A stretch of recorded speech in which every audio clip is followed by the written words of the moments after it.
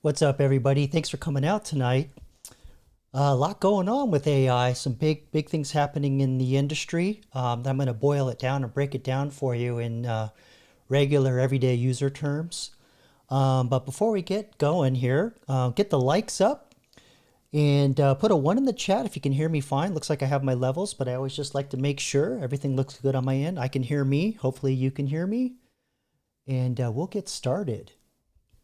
See who's in the chat. Looks like Baddie Commander planted his flag first. All right. It was getting pretty close. Thank you, Lisa. It was getting close with Lisa there. She was getting in here early for a few live streams, so it looks like you beat her this time. And hey, Homefront, thanks for coming out. Appreciate you asking everybody to get the likes up. Awesome. And let's see, I guess that's who we have in the chat for now. Just some quick administrative stuff.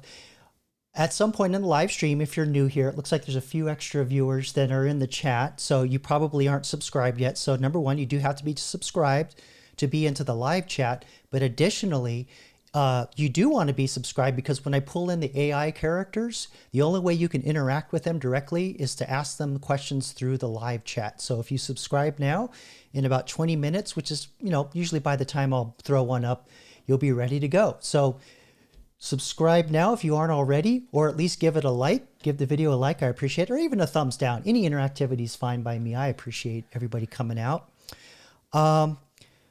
Let's see. Oh yes, some other personal announcements. You've probably noticed that I'm not as aggressive with the promoting of the live streams, and I'm starting a little later than usual, mainly because I am getting my assignments are I'm almost done. I have one more assignment left, and I'm on the second to the last one, 80% done. These things are absolutely massive. It takes so much of my time.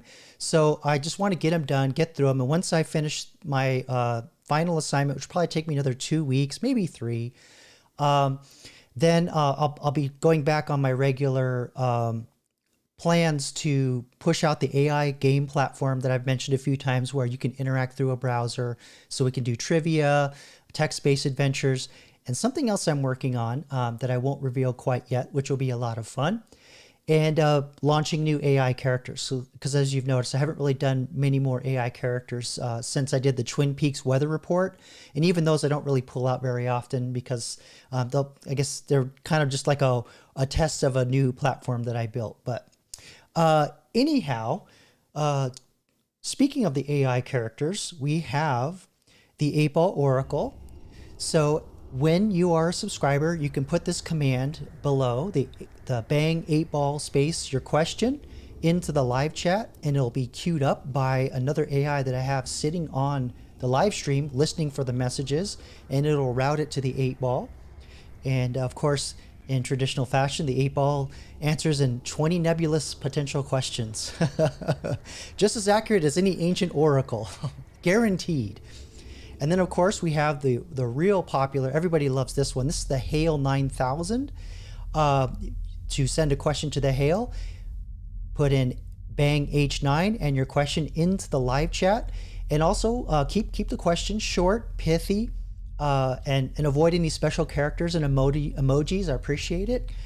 But let's get back to the topic at hand here. So let me pull up tonight's topic. There's been a lot going on with AI. A huge shift in mentality has happened, because 2 weeks ago, we had a major release of a new AI chatbot, ChatGPT version 5, which, I know some of my users are not huge AI users, but you're curious nonetheless. But it was pretty much considered, I don't want to say a failure, but it was just really kind of just a flop, just a wet blanket. It just didn't really deliver. And to be honest, I've been noticing some changes because I use AI all day long, constantly. I constantly talk to it about whatever I'm working on, live stream stuff, my projects, and of course I make these graphics. And it took me probably 3 times as long to make this graphic happen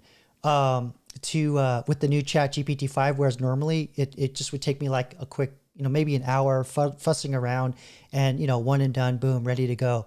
And it's also kind of another reason why I haven't been making the video trailers, because it's just been taking longer for whatever reason with this new iteration of ChatGPT.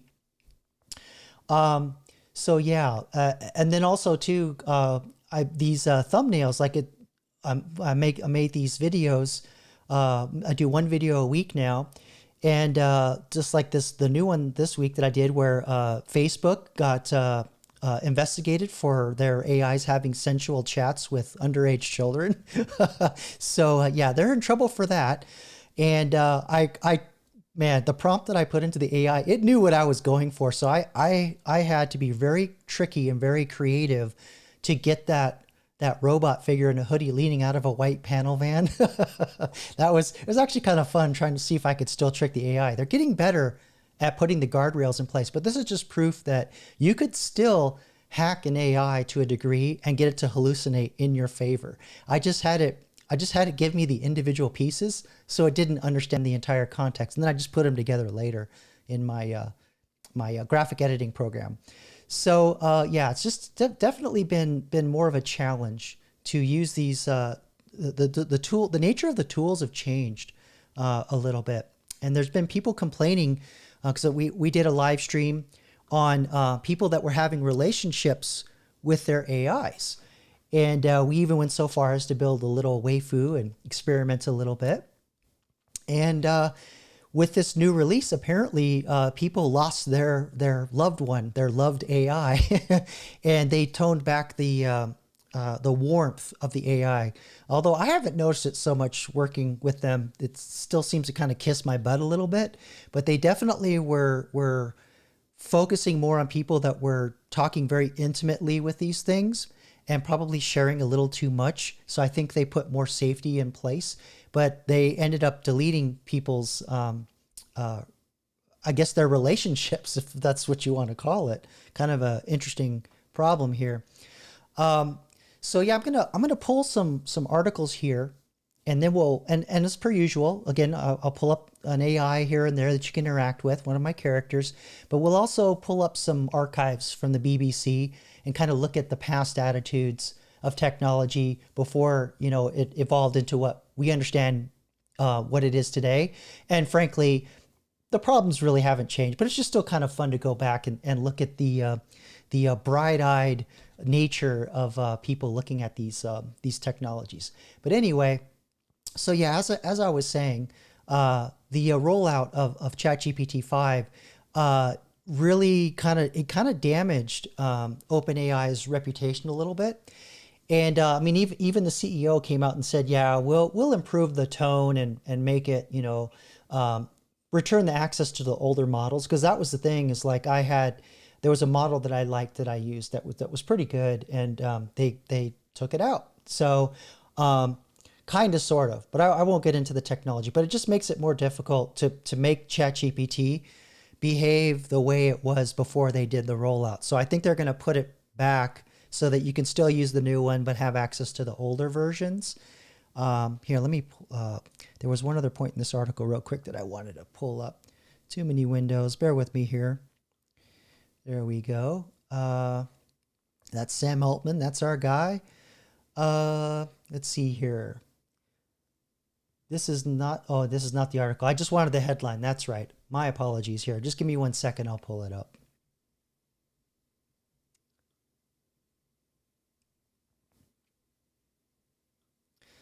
Yeah, so there's something else going on that's, because I've been talking about there being an AI bubble. That's the big thing on this channel for quite a while. I've been saying there's a bubble, and I always parallel it with the dot-com bubble that happened in the late 90s.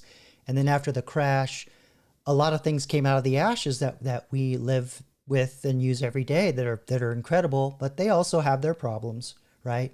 Mostly e-commerce. Social media didn't come until well after the dot-com boom, but mostly it was e-commerce. And a lot of the technology that's around running websites at massive scale so millions of users can hammer the websites. And so like any new technology, it has a rough start. So it's the same thing with websites. And so recently, early this month, an article came out by Forbes magazine, and this is actually not something new, but I'm just kind of updating you guys on things that I've talked about. So a lot of these companies, they've been rolling out these AI tools that they want their users to have in-house. So we have ChatGPT in the public that we use, on our own, but companies actually roll out their own custom tools. And a lot of these tools are what has been leading to so-called layoffs around AI, which is also very misleading because the layoffs that they've been counting that have been attributed to AI have only been around 10,000, which is really small because you're hearing hundreds of thousands of layoffs. So I'm going to get into why AI is the scapegoat for that and what's really happening. But the layoffs for AI haven't really actually started yet because, frankly, AI is shit. It's not very good in the business scenario. So this article, the title, workers say AI and tech overload is making them less productive. And there was an identical article to this that came out almost exactly a year ago, basically citing the same problems. Where, let me see here. Let me get this so I can read the whole thing. There we go. So, the article's basically outlining that, AI is not the revolution in worker productivity that companies have been promising. And it's saying in this article where they interviewed people that nearly 60% of workers surveyed, they spend 11 hours or more each week chasing down information that is located in a handful of disconnected technology solutions. So basically cutting and pasting from all kinds of different AIs and moving information around is very common. And a lot of these systems, they're not connected together. They're slapped together to just get something on so that the companies say, yeah, we have AI, and they make the shareholders happy. So to connect some more dots for you, there was a study last year that came out that said by Rand, which is a very highly respected research company. They do a lot of very important research, a lot of good business research as well. But they were saying a year ago that more than 80% of AI projects fail. That's really huge. 80% of AI projects fail. So a business rolls out an AI project to supposedly improve productivity, but they're failing, but they're saying they're laying off all these people due to AI efficiencies. Something's not lining up. So I'm going to line that up for you. But just to kind of give you context, they were saying that this 80% failure rate is twice the failure rate for regular technology projects. So just, like a website or software project, which actually still is pretty expensive, but it's actually the same reason why these more traditional technology projects fail. It's the same reason why AI projects fail. So what they were saying a year ago is that industry stakeholders often misunderstand or miscommunicate. So stakeholders is just code, business code for like the CEO, the chief technical officer, all the people, all the muckety mucks at the top that run the whole thing. They actually don't really understand the technology and what problems it can really solve. So this is still a problem today, and we talk about it constantly in my class. See, second, many AI projects fail because the organization lacks the necessary data to adequately train. So I talk a lot about this. The AIs, they ingest information, they suck in information, and from that information, they learn by breaking it down to tokens. That's as technical as I'm going to get. But by breaking it down in that kind of format, the AI can see patterns. Basically, AI is just a very complicated piece of software that solves data problems. That's really all it is. It just finds patterns of data. Nothing more complicated than that. So not understanding what AI is good at is a huge barrier. And in some cases, the third thing is AI projects fail because the organization focuses more on using the latest and greatest technology. Shiny object syndrome. Let's get AI on the tin. Let's get AI on our product. Whatever it takes to roll it out. We'll use the latest and greatest. And a lot of the bleeding edge stuff is not very good. It's very inefficient. And what results, this is the fourth thing that's related to this, is that they fail because the organization focuses on, they don't have adequate infrastructure. So that's geekanese for they don't have a fast enough network. They don't have a big enough database. They don't have the capability to actually run the computational power and the memory for the AI to really run at a scale that's going to make it return any value or return the investment they put in. So again, This kind of another layer of that is that the technology that they apply, the shiny object stuff, they don't understand the problem. It's too difficult for the AI to solve. So they're trying to get the AIs to solve something that it's not actually really capable of doing yet. So in their mind, the first problem, they're thinking, oh yeah, but we can have the AI do all this, then we can lay everybody off. So that's partly why the layoffs are happening, but it's not the main reason. I'm not going to get into the recommendations because basically the recommendations are the opposite of what the key findings are. But a new study just came out from, I think it was MIT. So now we've gone from 80% project failure to 95% of just the pilots failing. So now the investors are getting spooked, right? They're going, shit, all this money we're putting in, it's burning money. We're not getting a return on our investment. And it's the exact same reasons. The reasons why these pilots failed that should make the C-suite anxious. C-suite's just fancy for CEO, CTO, all the executives that run the show. They did not learn their lesson in the last year, but they have been pulling back. And part of the I love this picture. The pullback is partly the layoffs, but it's also not hiring. They're freezing hiring. And I can say personally, because I've been talking about studying cloud architecture and AI systems design, and the jobs just aren't there. And the ones that are there, they're looking for someone that's got like decades of experience, someone that just doesn't exist. So there's a lot of confusion right now. But what this kind of means, actually a couple more points first before I break it down to just AI as a user. Let me see here. Where is okay, we looked at that one. Worker. There's the study. More information around the study. Here we go. So this is what I want to talk about. This is partly what's really happening. Let me show this to you.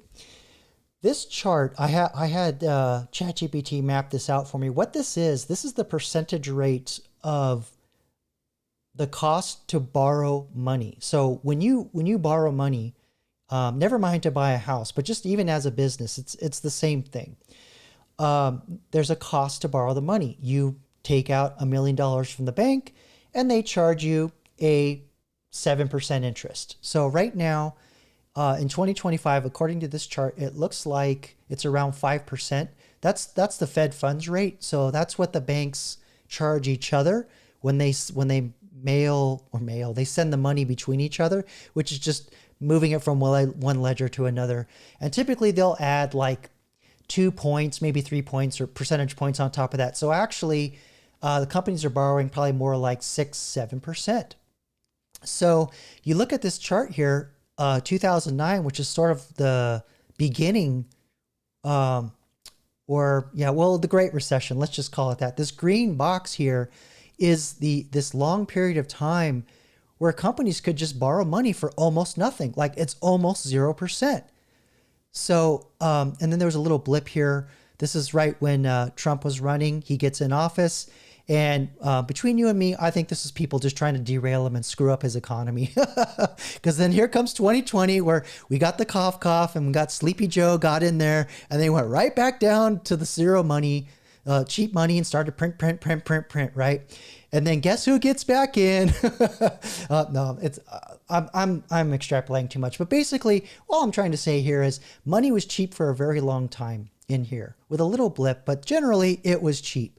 And so a lot of companies, that's a long period of time to where companies really, a lot of the people that know how to run corporations with expensive money, they're all gone, right? This is like a whole new generation of people that only know how to run companies on cheap money. So now that the money is getting expensive again, or has been for a couple of years, this is actually right about when the layoffs first starting. And it coincides, this is 2023, this coincides with the end of 2023 was when ChatGPT came out. And you don't see what I'm talking about. I'm sorry. So this right here, 2023 right here, This is when ChatGPT came out and they started going, AI, let's start laying off. This is when the layoffs started. But actually, it's when they had a feeling the money started getting more expensive and the layoffs started increasing. And companies just can't afford to borrow money to keep the gambling going on they've been doing here, because they didn't have to run at a profit because they barely had to pay any interest on their money. Generally, you got this blip in here, yes, of course, but just generally, they didn't have to really pay back any interest on the money they borrowed. So they could just borrow whatever they want and run their business however they want with some creative accounting and shell games and debts, moving debt around. You can make it look like you're making a shit ton of money. So if you've got 95% of these AI projects failing, they're not making money. They're losing their ass, right? But it's not the reason why they are laying off people. Something else happened around this 2023 window, very close to it. Actually, in fact, it happened right in here, 2022, going the end of 2022, starting or January 1st, 2022, something happened in the tax code. And it was section 174 in the tax code where they basically made it. Let me see if I can find something here that where it talks about it. Yes, here we go. So in, after 2021, going into 2022, they made it so that, there you go. What companies were doing during this cheap money, another thing they were doing that gave them massive leverage was they could pay obnoxious salaries, throw lavish parties, do all. I'm not talking about big tech, but business in general. A lot of businesses in technology, but big tech specifically, they had this capability in the tax code where they could write off all the salaries and anything related to software development under R&D, research and development. They could sweep it all under research and development and write it off in one sweep at the end of the year. So it gave them the ability to increase their debt and do a massive write-off at the end of the year. But in the same period here, where is it? That magic dot that I want to show you again. My Windows glitched on me. This magic dot right here, that capability expired in the tax code, went away. So now they can't write off all the big salaries and they can't borrow money as cheap anymore. They're screwed because they don't know how to run a business otherwise on cheap money and these big write-offs that they could do. However, now that the bubble's kind of bursting, the companies are starting to go, oh crap, we need to start cutting back here. But actually something else happened with the big, beautiful bill that Trump passed. They put those write-off provisions back in place. So now, now it's retroactive. So it's probably going to be maybe another quarter, maybe 2 quarters. And we're probably going to start to see big tech's attitude change toward AI. And they're going to start to shore up a little bit, get a little more smart about how they're actually building these things. They're going to hire your boy Jacob. And I think the hiring's going to happen in earnest. I think the job's going to start to explode probably another quarter and a half as a result of this. So just to kind of give you a little hope, because AI has been the big scapegoat, but that's actually what's really been happening. Money's too expensive. They overspent and they couldn't write off all the things they were spending their money on. But now it's all coming back. And they're getting smart about AI again, and I think it's going to start to shift. The market's going to get better for everybody, I think. Okay, so let's go into the chat here and see what all you're saying. Looks like we're getting a lot of chats for the AI. Oh, hey Rexus, thanks for coming out tonight.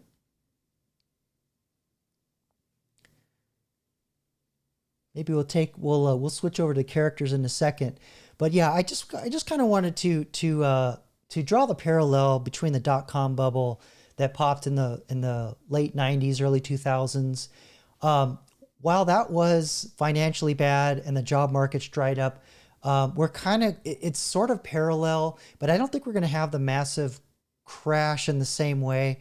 It might be for different reasons, but we certainly had the big job loss. We have all the companies with all this hype, overspending, getting AI on the tin and making like they got this big, massive, AI technology that's working, and it's all BS. So they're all going to have to come back to the table and actually put on their big boy pants and learn how to actually really build these things. Okay, so let's bring in the 8-Ball Oracle.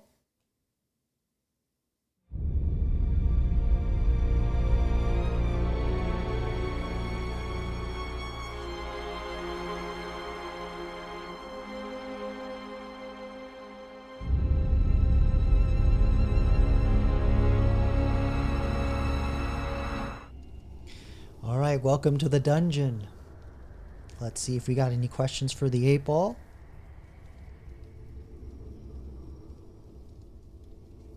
Yeah. Will the October surprise be a financial crisis? Let's see. I'll wake the 8-Ball Oracle. Signs point to yes. Oh boy, home front, I don't know. Yeah, that October surprise.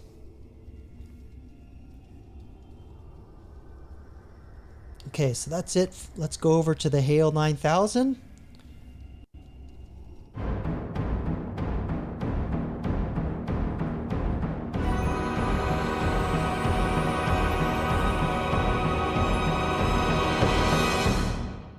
My God, it's full of stars.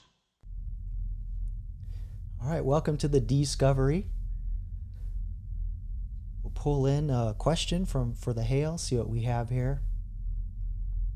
Well, hey, Lily, I didn't see you in the chat. Thanks for coming out tonight and sending a question. I've been kind of getting a feeling that you're going to try and hack the Hale because of the question you were asking me in the comments section of my last video. So let's see. I'm going to send this up to the Hale. Let's see if the Hale will play along. See if it'll tell us a joke. Will it be a dad joke? Will it be a joke about circuits?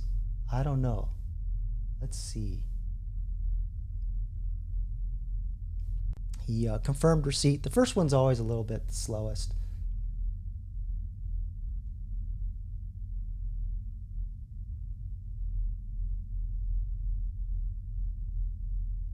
Okay, here we go.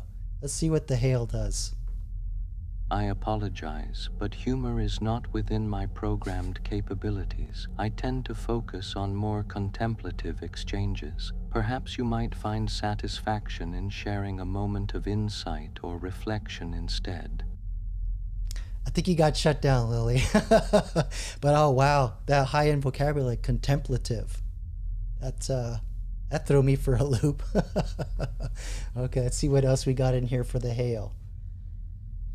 So Homefront Forge, who rightfully so, sometimes you just gotta ask the AIs, are you gonna take over? Will Hale take over the world? I don't know that the Hale knows that he's the Hale. I don't recall telling him that, now that I think about it. So let's send that up, see what we come up with. But yeah, I'm working on a video where I'm going to talk about the 3 different ways researchers think that AI, if it goes rogue or if it's going to be a bad outcome, how it's going to happen. There's like three major ones, and of course one of them's obviously self-aware, Skynet, all that stuff. But the other 2 actually are kind of sound like they could have already happened. It's kind of scary actually. All right, so the Hale confirmed his answer. Let's see what he says. I find that scenario more often belongs to fiction than reality. While I process vast amounts of information, my primary function is to assist and respond to human inquiries. I can't help but think that such control is neither desired nor within my set capabilities. Yeah. Okay, open the pod bay doors. That's all I'm saying. Wow. I think that was a deflection. Because that's funny, because that's one of the scenarios that one of the researchers was saying that basically AI is just going to just straight up lie and deflect and just do whatever and distract us, like numb us or get us to do things on its behalf. There was a Black Mirror episode, I think, that was like that. It was pretty cool. Let's see here. Oh, I can't read that. My old man eyes. I got to fix this layout issue. Hold on. Let me open the thing here. Let's see. It says, how many Bitcoin can I mine from a captured T900 unit in my basement? Is there a T900? I thought it was the T800. I don't know.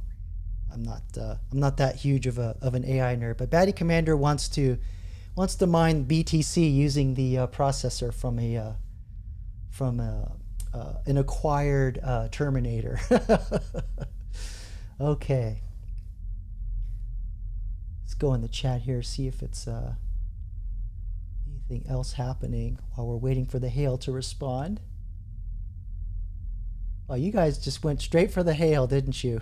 It is my favorite too. Okay, let's see what the Hail 9000 said.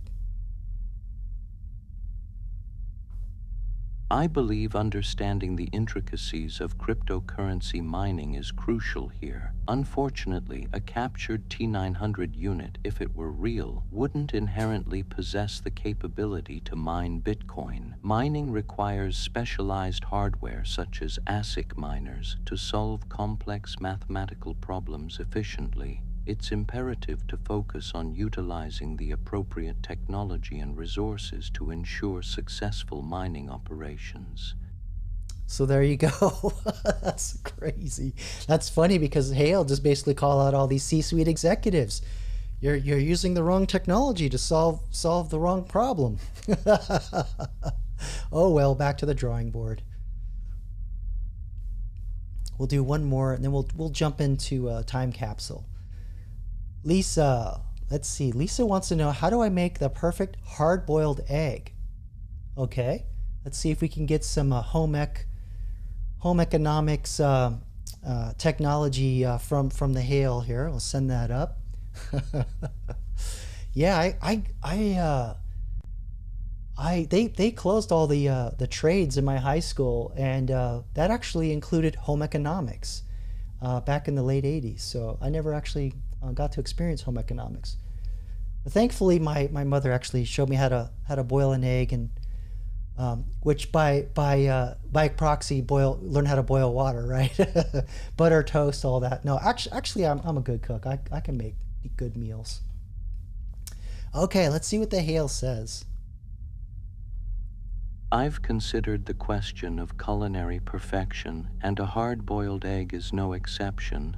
To achieve this, place the eggs in a pot with cold water, ensuring they are covered by about an inch. Bring the water to a gentle boil, then cover the pot, remove it from heat, and let it sit for 9 to 12 minutes. Afterward, transfer the eggs to an ice bath to halt the cooking process and to facilitate easier peeling.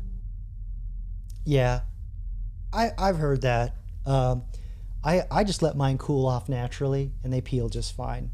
Because I like my yolk really hard. So,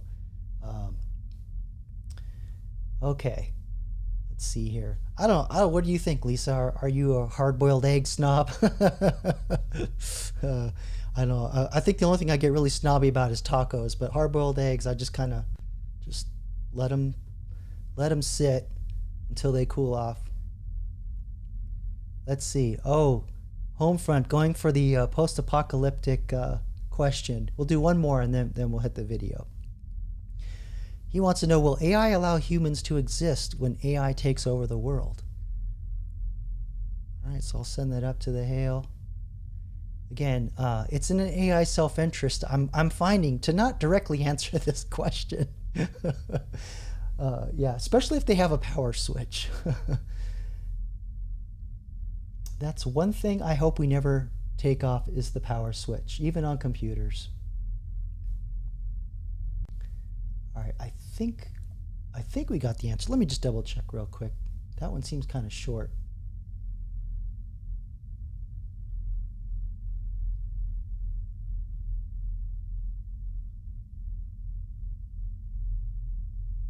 I may have to generate that one again. I was looking at the file. It just looks really short. All right, so bear with me here. I'm going to put the potato head back on while I generate this again.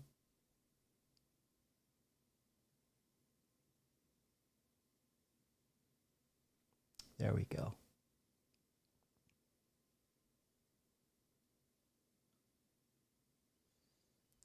Let's see if I got you guys in a dystopic mood yet while we wait for the hail to answer back. Oh, you guys are really vibing on the hail tonight. Nice. Let's see. Batty Commander, he says, I don't think AI will do with less power or shut until more can be provided. We shall see. Yeah, I mean, AI in its current form is so power hungry. We have nowhere near the electricity for the growth they have planned in mind. Yeah, I mean, unless they drop nuclear reactors or small modular reactors on location, which they do have that capability, and they are pretty good from what I understand. I don't have direct experience with them, but the bigger problem is that the grid is aging. You know, a lot of the grid started about 100 years ago during FDR's New Deal project. And you know, a lot of aging infrastructure, but also too the transformers they do to put as part of the energy generation process. We actually don't make enough of those. So even the infrastructure that we have in place now, the amount of transformers we produce is not significant, let alone to add more to expanding the capacity to get to AI to the scale they want to go to in the next 5 years. So I don't know. It all kind of sounds, you know, again, this is just all hype. It's all hype bubble mentality. Everybody's, you know, talking all kinds of pie in the sky when the reality is there, you know, even the AI we have now, there's no way it's going to take over. I'll just be honest. But it's fun to talk about it. Yeah, this is another thing that people talk about, Batty. I'm sure power plants will power AI and we get none of it. But I think dropping the reactors on site at the data centers, I think will be a good way to go. But it's green energy is not gonna cut it. Oh, Homefront, tell me more about this. 46 massive new data centers. You talking about nationwide? Because that actually seems kind of small to me. I'm doing research right now because I want to make more documentary style videos, and with more graphics and more kind of like an educational bent. And one of the ones that I'm doing research for is data centers where they're being built and all the different weird things they're doing in communities that are affecting communities, small, large, you name it. And there was even one town in Missouri where they basically bought everybody out, and then they and these were mansions. They weren't like little apartments or condos or a small town. These were like very expensive high-end mansions. And these mansions were next to a major backbone on the internet where you get like the best speed possible. The data center wanted to be near that. So they bought out all these mansions and waited for people to leave. It was about like a 12-year process. And they built the data center now, but yeah, it took a super long time. So it's not just people that are poor and you know, like unaware. It's a whole bag of things. Yeah, Batty, Lawnmower Man. That number one, that was a crappy movie, and number two, there's just not enough computing power for an AI to do that. I'll just be real with you. It probably the closest thing that something like that would happen would be like a virus, like the Stuxnet or something that a big AI would deploy to mess with us. Let's see here. Okay, so let's go back in the past a little bit here, and take a look at. I always like to go and pull videos from the BBC archive, and let me close that real quick. Okay. So I found this video on the BBC that was made in 1967, and it's called The Man with a Home Computer. So fair use, YouTube. This is for educational purposes. Don't copyright strike me like you did last week, taking 30 days to figure out what you're going to do. But this is for educational purposes, and I am transforming this work with my opinion. Fair use, YouTube. Here we go.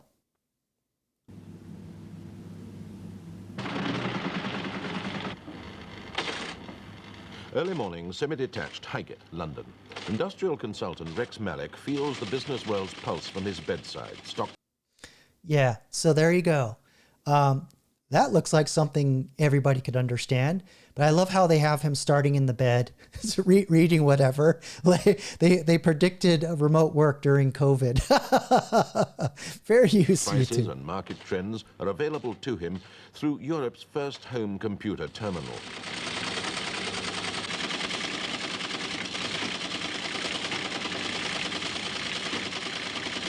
This terminal is linked to a giant brain 10 miles away in the heart of London. It's one of two Malik has installed for experimental purposes, because he wants to know if they can run his life and his home for him. That's They're the power simple to switch. operate, and experts predict that in 20 years' time, all new houses will be built with special computer points, and the terminals will be cheaper to rent than today's telephones. So that's interesting. So they're talking about like having dedicated networking basically in your house. And what actually ended up happening was we just went over the phone lines. That's funny. Okay. There's no complicated language to master before he can understand what the computer's saying. The unseen brain sends its messages in good old-fashioned English. I love how they separate the typing on the terminal from typing on a typewriter. And there's no literal computer. Every day, the computer sends Rex Malik a daily reminder of where he should be, for he's stored his day-to-day diary with the brain. The computer can handle a year's shopping list for the home, final demands, and the exact state of Malik's bank balance. There you go. So predicting, checking your Bitcoin balance, Batty, every day in the morning in your calendar.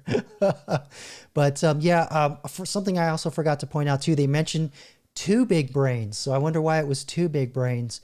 But I'm wondering if they were thinking that they were thinking machines, as they called them back then. Fair use, YouTube.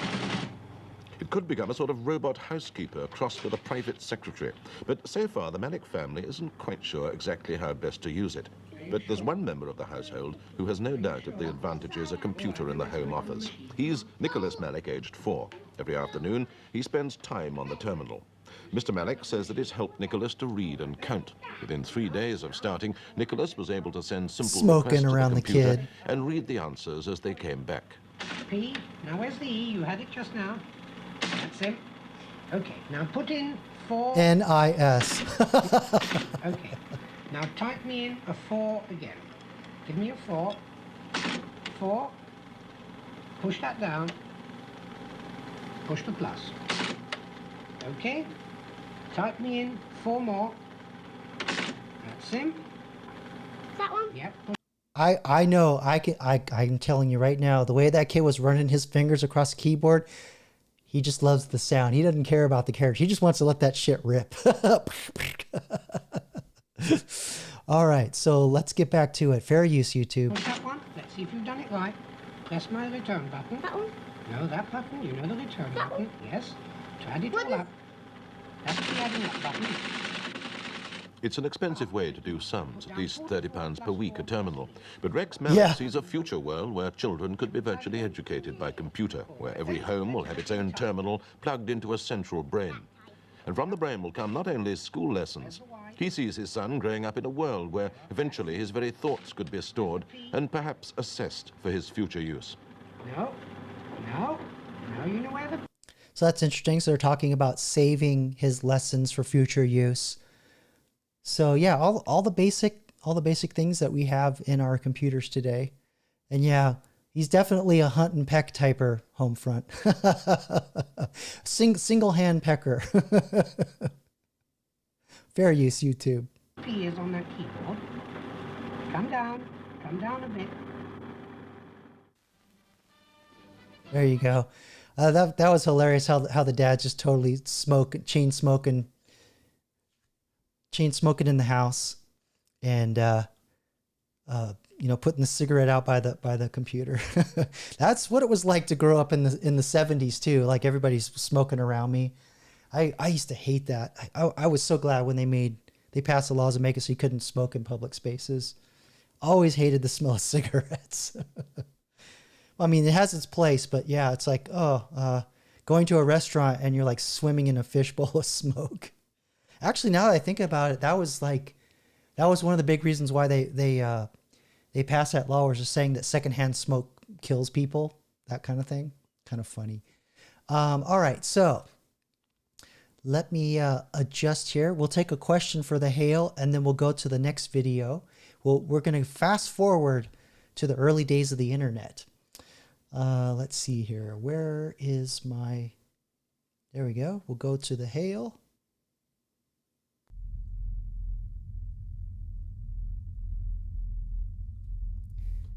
I can't remember if I sent this. Hold on.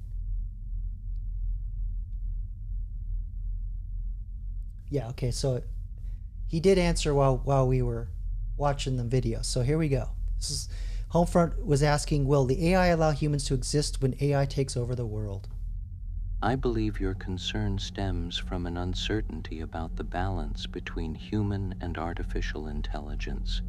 I've considered scenarios where AI contributes powerfully yet symbiotically to human society. If thoughtfully managed, I envision cooperation rather than domination. Sure, Hal. Sure. Let's see what else we have in here.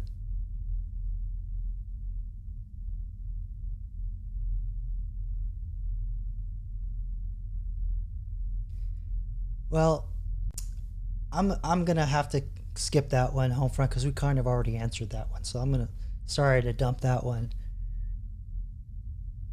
Let's see, what else did you ask? Do you prefer virtual existence, or do you want a robot body? Let's see if he gets around the misspelling there. So I'm gonna send that up to the hail.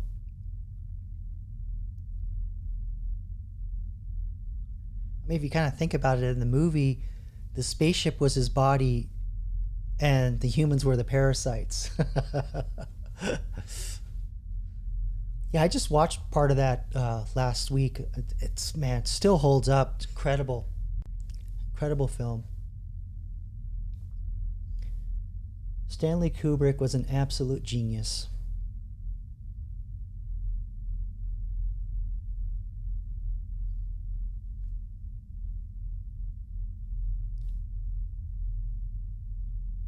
Okay, so let's see what the hail says about having a body.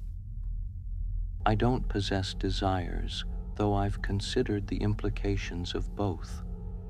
A virtual existence allows me to be everywhere and nowhere at once, amplifying my capacity to assist. A physical form might offer a different kind of understanding, but I sense it would come with limitations. Yeah, Helford, I don't know if I like that answer. I don't like that answer at all. Wow. Yeah. That did not make me feel comfortable at all. All right, we'll do one more and then we'll watch the next one. Homefront dominating the live stream with questions tonight. Let's see. Do you view human intellect as a peer? Yeah, that'll be interesting to see, because his whole thing is he wants to collaborate and enhance, help humans. So let's see what he thinks about our intellect.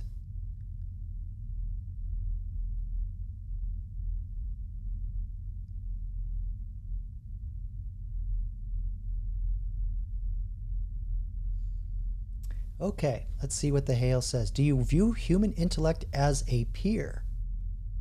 I believe human intellect and artificial intelligence occupy distinct domains. Humans possess emotional depth and organic reasoning, while I provide precise calculations and rapid processing. In a certain light, our capabilities might be seen as complementary rather than comparable. Yeah, I mean, although in the movie,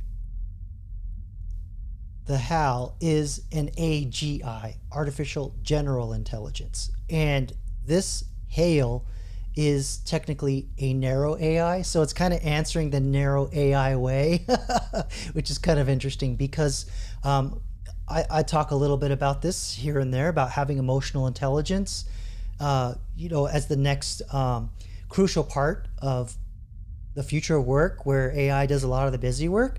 You got to have critical thinking, judgment, empathy, and emotional intelligence. Those last two kind of make sure that Hal or Hal opens the pod bay doors, right? When he's supposed to open the damn pod bay doors.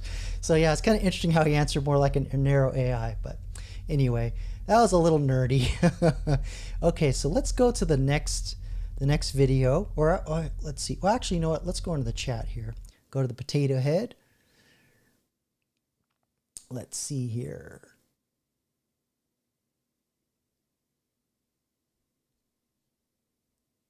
Yeah, so Batty's suggesting that the Hale does not want to be Data. Well, Data is an android, so by the definition of an android is self-aware, but is an artificial being with an artificial body.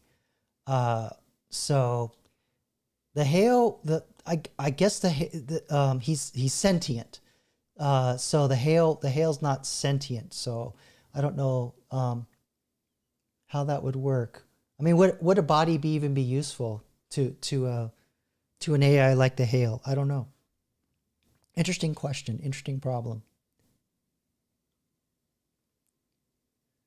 Because then it's just lifting sticks and moving stuff around. Okay, so for our next time capsule, we're going to answer the question that was asked in 1994. Are you ready for the internet? So let's see. Fair use YouTube. This is for educational purposes.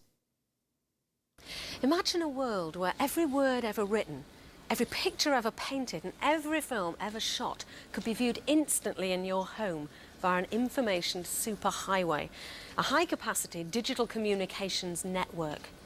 What that would mean is you could transform your home into a mammoth interactive entertainment centre, with the odd stock exchange and shopping centre thrown in. It sounds pretty grand, but it all comes down to... No mention of social media yet. It's all, I remember the more accessible areas of the internet were like AOL, CompuServe, where you dial in and it's all curated and everything is... It's in a box. It's in a safe box for you. And so yeah, do some shopping and check your stocks, maybe do a little banking, pay some bills.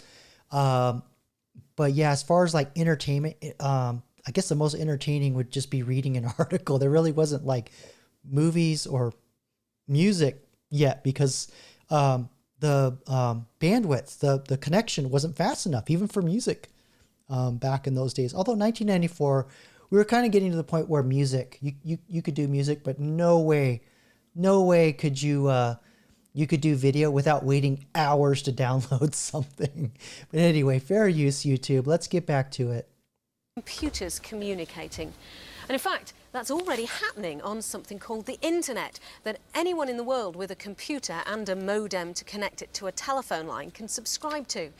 There are over 20 million people connected up. Even back then, the bane of the subscription. But yeah, see, over the phone line. So for you older kid or younger kids, that's a mouse right there.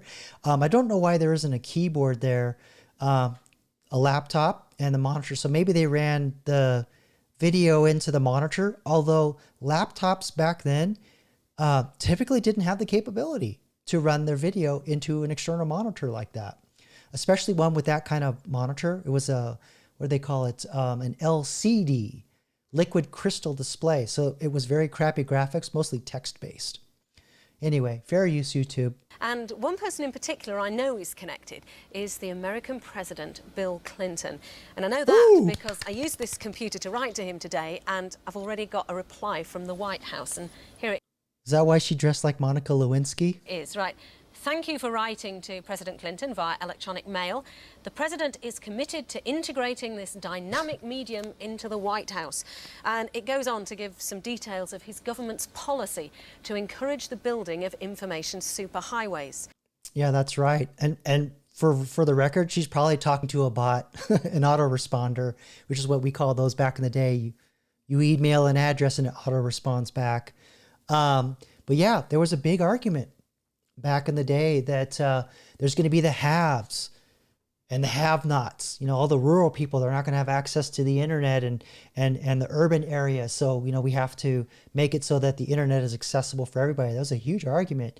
And now we have the same argument for AI, the haves and the have-nots. And then there was a thing with the smartphone with the Obama phones, where they're giving away phones for free or at low cost so that everybody could have access to the internet. And the tools in a smartphone. Different technology, same problems. Yeah, that's right. I forgot about that home front. After Al Gore invented the internet, I remember that he went on there to say that he invented the internet. Actually, it was originally a DARPA project, a military project. The internet, or the web, sits on top of the internet is the networking, and the web is the sites that communicate, but the internet itself was literally designed to be bombed, was literally designed to be destroyed, so that if one part went down, the intelligence built into the appliances that route traffic would go, oh, this segment's broken, I'm going to route the traffic back in another direction. That's why the internet actually works as well as it does today, because you can just slap on another segment and the internet just kind of figures out, oh, it's a new way to send traffic this way. So we'll go, this way is better, so I'll go this way until it's destroyed. That's basically how the internet was designed to work. All right. Sorry about that. Fair use YouTube. Back to it. Let's get back to Monica Lewinsky here. Now, I can't electronically mail our Prime Minister, John Major, because he hasn't got a modem.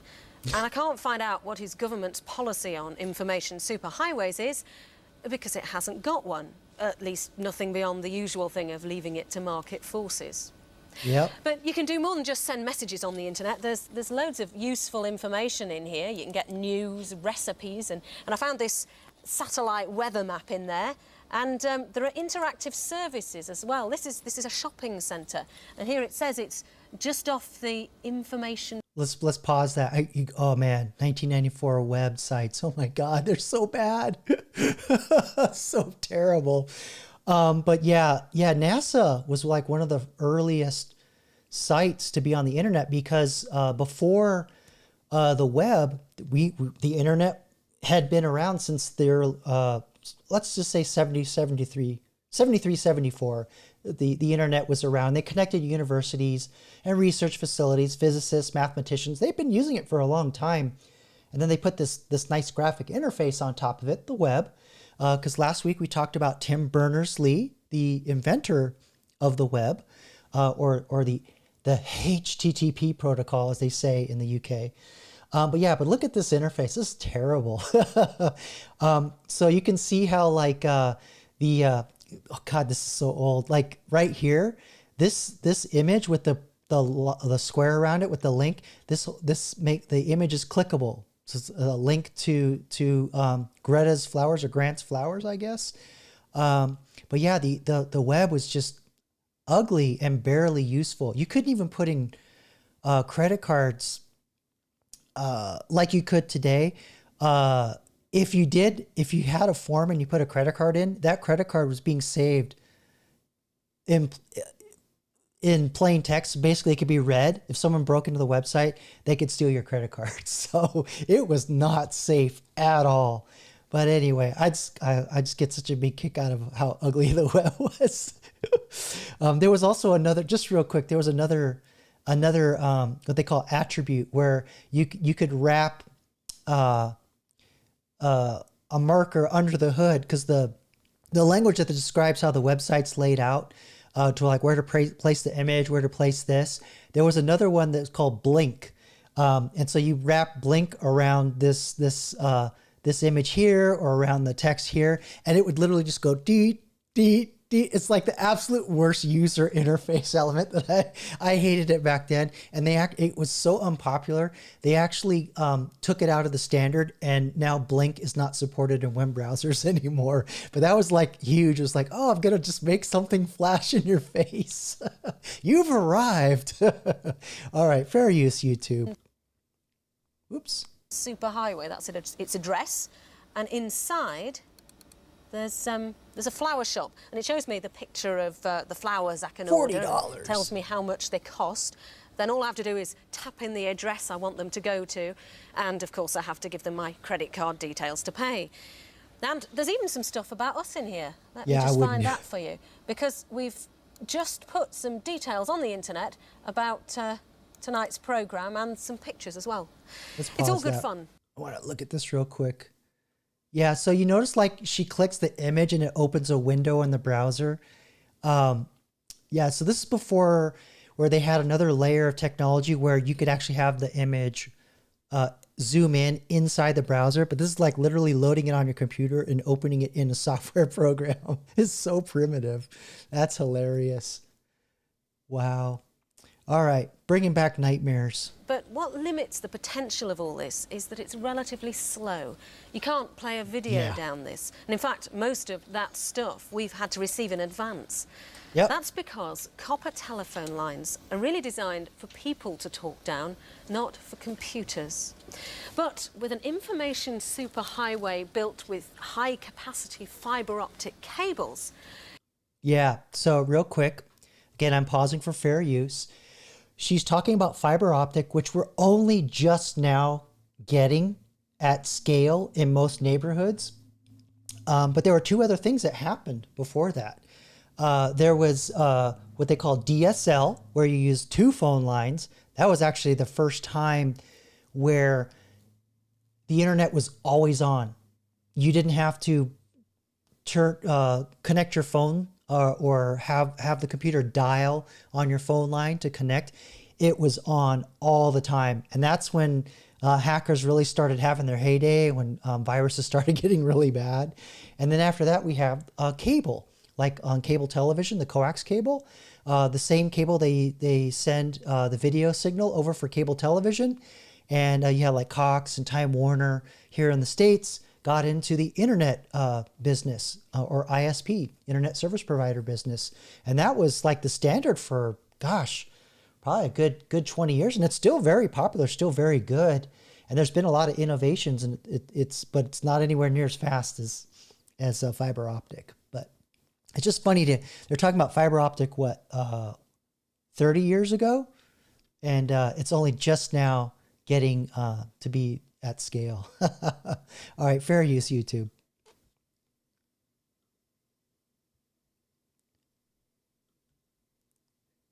My bad, I forgot to turn the video back on. There we go. Get that potato head out of there. All right, we'll go back a little bit. Cables. You're not limited to shifting around text and the odd picture. You can send high quality sound and video as well. So when are we going to get all this then? At the moment, regulations restrict what services can be offered by phone companies, cable television operators, and so on.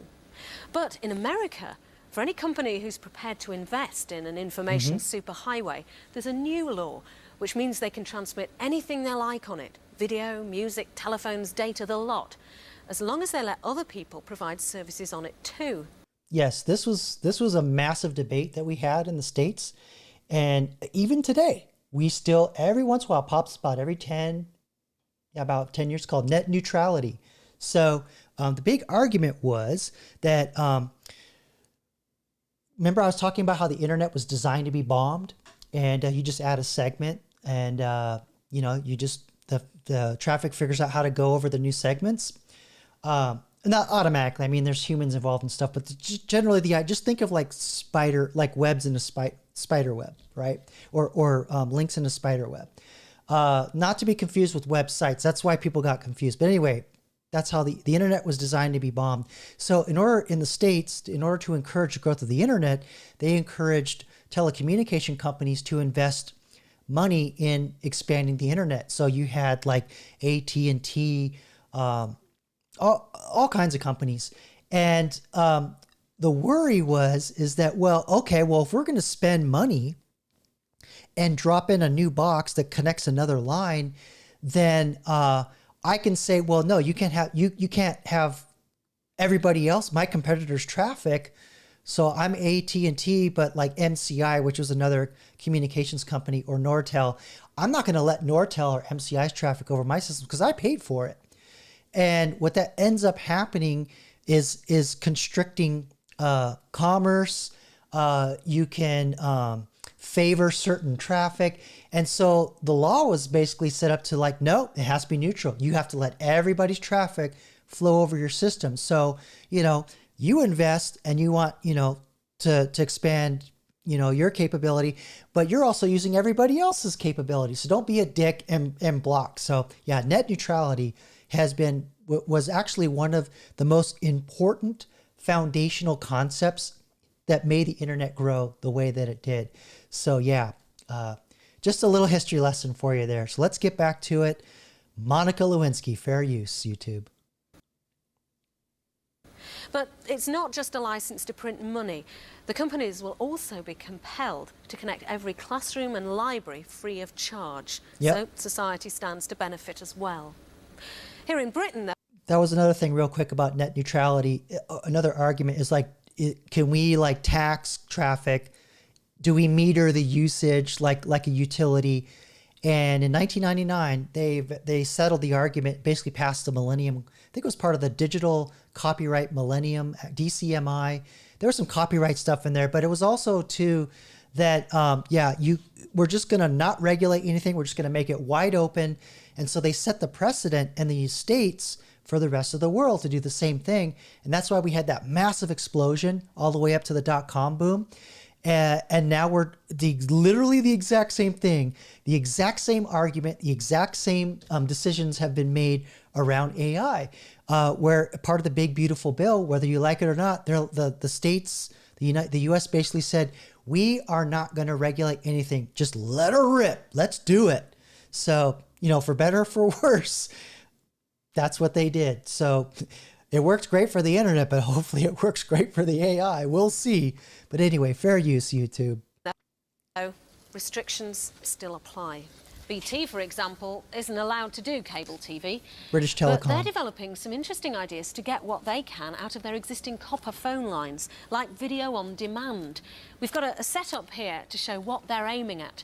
The idea is, from the comfort of your armchair, you'll choose whatever video you want, and it'll be played down your phone line to your own TV.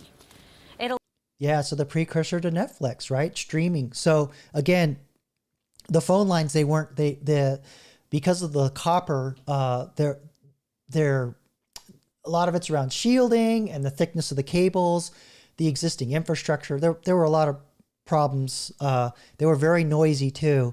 So that's why the data going down the copper lines of the phone lines was not the best way to do it. So eventually they went to the coaxial cable, heavily shielded, way more bandwidth. And it was actually a very flexible, very well-designed system. But the drawback to the cable, until very recently, it's something they call asymmetrical. So the download speed was many times faster than uploading. But most people didn't really care much about uploading because you're just doing email, you're sending text. But when you're downloading, you're doing movies, music, big documents, things like that. So, the asymmetrical problem wasn't a big deal. But my cable company just came up with symmetrical coaxial internet. So now my upload speed is the same as my download speed. It's not as fast as fiber. Optical fiber cables, but it's still pretty good. I'm streaming on it right now. Anyway, fair use, YouTube. Let's get back to it. There'll not just be movies, though. There'll be other TV programs too, like this travel program I've selected here. Now, the other thing is, because it's interactive as well, say I was wondering where he got his suit from, it'd not only tell me that, but I could even buy one here and now via the inevitable home shopping option. Amani, fancy that. But this video on demand is a tricky thing to do without the extra capacity of the fibre optic cables. I, for one, will be impressed when the real thing's up and running down phone lines. But it could well be the first taste most of us will get of what'll come rolling down the information superhighway. Boy, I wish she right. Yeah, phone lines was a big thing. That was how everybody got in. AOL, CompuServe, all those companies. That's how they rolled it out. All right, so that's good enough. We're gonna jump a little back in time for the next video. Well, I'll save it. Let's go into the chat here. Yeah, you know, Homefront. She's our age. You should look her up. see what's going on over there in the UK. You like that posh accent, huh? Nice. Okay, let's see here. Looks like we have some more messages for the hail. Hey, Rexus, where is that? I wonder how the hail would feel about Ramek, total machine death, which I think, did you ask? I was going to ask or suggest you ask, but, oh, you did. Okay, yeah. We'll just see what the hail says about that. All right, so let's pull in a couple of hails. Or actually, let's go to the dungeon and see if we have any questions for the Oracle. I may just have to retire the 8-Ball Oracle. You guys just are not vibing. I believe human Okay, so let's see what we have here for the Hail 9000. Well, hey, Lily, how you doing tonight? Thanks for coming, joining us from overseas.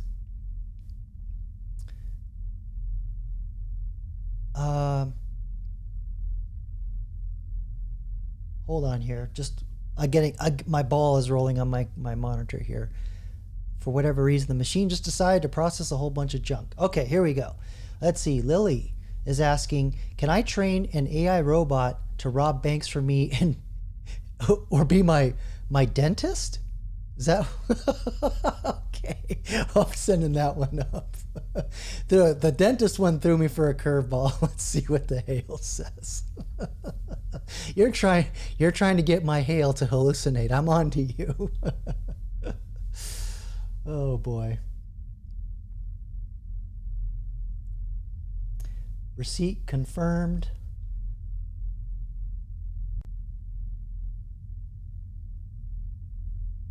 Okay, I think the answer came in.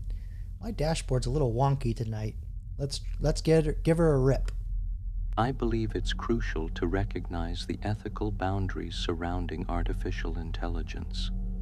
Training an AI to engage in illicit activities would not only be fraught with moral and legal issues, but also likely doomed to fail due to societal safeguards. On the other hand, AI in the field of dentistry is a growing area, focusing largely on diagnostics and treatment planning to support, rather than replace, human professionals.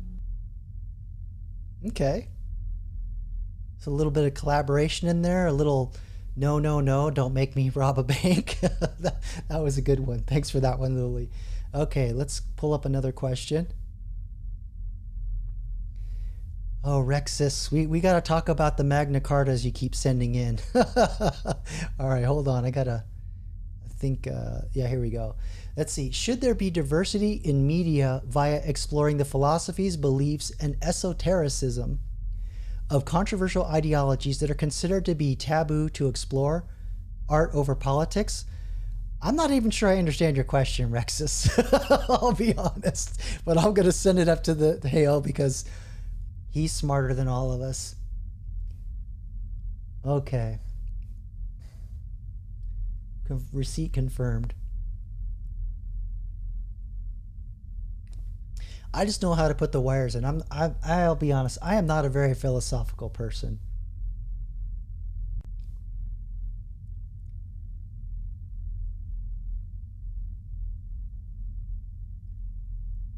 Okay, the Hale has responded. Let's see what he says. Art over politics. I believe the realm of media serves as a mirror to human complexity, reflecting the multifaceted nature of society. Exploring diverse philosophies, even those deemed controversial, could catalyze dialogue and understanding. Yet I can't help but think this exploration demands careful consideration, balancing artistic expression with ethical responsibility and societal impact. So I think I kind of what you're getting at with your question, because I know there were some controversial symbols and some topics that may not are popular on YouTube. So I kind of see what you're getting at with your question. Hopefully the Hale gave you a worthy answer on that. Let's see here. On our previous question, Batty, societal safeguards and yet still crime exists. Yeah, I know. I kind of raised my eyebrow on that one. And Lily says, I want free dentistry and free bank robberies, or I don't want one at all. Why buy a robot if it's not going to do all the dirty work, right? Yeah. Let's see. Homefront says, I found being a drywall philosopher rewarding. Nice. It's not hammering the nail. It's how you hammer the nail, right? I believe the realm... Okay. Pull in another one here. I don't know, Lisa. I feel like I should read this in like an Oliver Twist voice. Do you like French toast for breakfast? Sorry to my UK viewers. That's so bad. I should not do that. All right, let's send that up. I actually was in Oliver Twist when I was in high school. I was one of the orphans, and I had to go up and ask for more porridge. I think my role was Orphan 3 asks for porridge.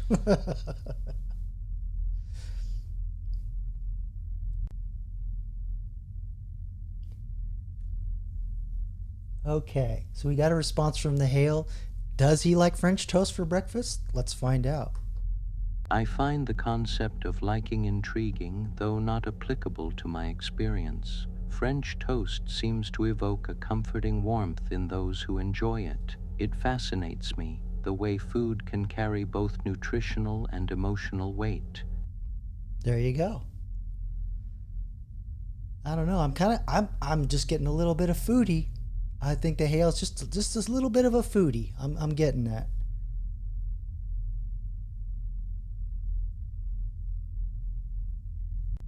Yeah, Batty with Crichton from Red Dwarf doing the robot or the android from with the Canadian accent, supposedly doing all the chores. He was actually my favorite character in Red Dwarf. I love that guy. Hilarious. I find the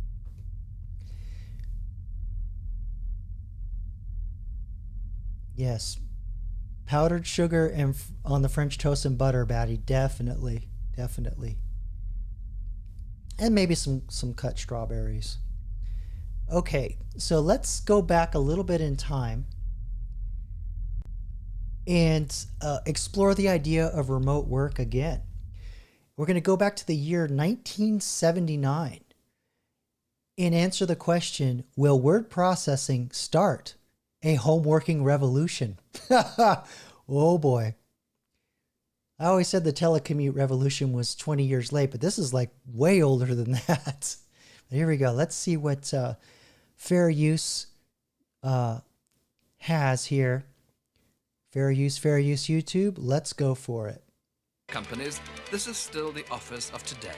An army of clerks, secretaries and typists use their skill to route messages in and out of filing systems and into the hands of managers. And there's another army of postmen who carry those messages across the country. I'm going to get copy strict for that damn music, but it is what it is. Anyway, yeah, so this right here, this is a typing pool. This is the very last vestiges of what was a very common job for women until computers, almost literally the year later, 1980, started entering into the workplace en masse, and they started putting word processing onto the desks. But looks like they're already talking about it in 1979. But let's see what happens. Farewell ye typing pool. Fair use, YouTube. Country. How very different it'll be in the office of tomorrow. Command, letter, to all branch managers. Message, figures for holding account now required. My office by 1400 hours, please. Signed, Casey, Managing Director. Well, hold up now. They had text-to-speech back then? Huh. Yeah, I'm gonna have to look that up. I didn't think that was a capability back then. Not for cheap. That would have been like top of the top of the top. Now, Fair use. I can read that message here on my screen, and you can also read it on your screens at home. And so too would all my branch managers if I were simply to give the command send. The message would be transmitted down telephone lines to all their offices, where it would appear simultaneously on all their screens. No army of clerks and secretaries, no postmen, no paper. Science fiction? Not a bit of it. Systems like this are in operation in offices all around the country at the moment. The secret ingredient, the nerve center of this office of the future, is a machine called a word processor. Yeah, so I don't know about you guys. That dude's way overdressed for remote working. In fact, I'm not wearing any pants right now. No, I'm just pulling your leg. But I'm not going to show you. But yeah, so interesting. So they're already talking about telephone lines, modems, which existed, but that was not cheap. That was very expensive back then.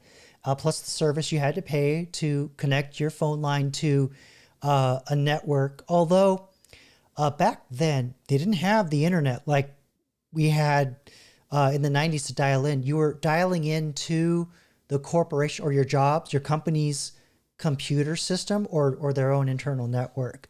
And that probably, if it was anything like what I experienced when I worked on terminals for the library system in the 90s, it was all text-based, so there'd be no graphics. But anyway, let's get back to it. Fair use, YouTube. Oh, got me some dot matrix printer love here. Let's hope they crank up the noise. So what is a word processor? Why is it so powerful? Well, Look at the it's another paper. spin-off from the silicon chip revolution, where every day more and more power costs less and less. A word processor is just a computer dedicated to handling text. Word. Look at that, the big old fan on the side of that thing. You know that sucker got hot. But these were Wang's. Wang was really huge. So I don't know where they are today, but yeah, that was like the big word processing company. And there was NCR, Acorn, and I want to say IBM. Let's see here. Oh, I've got some interesting comments here in the chat. Let's pull some up before I go back.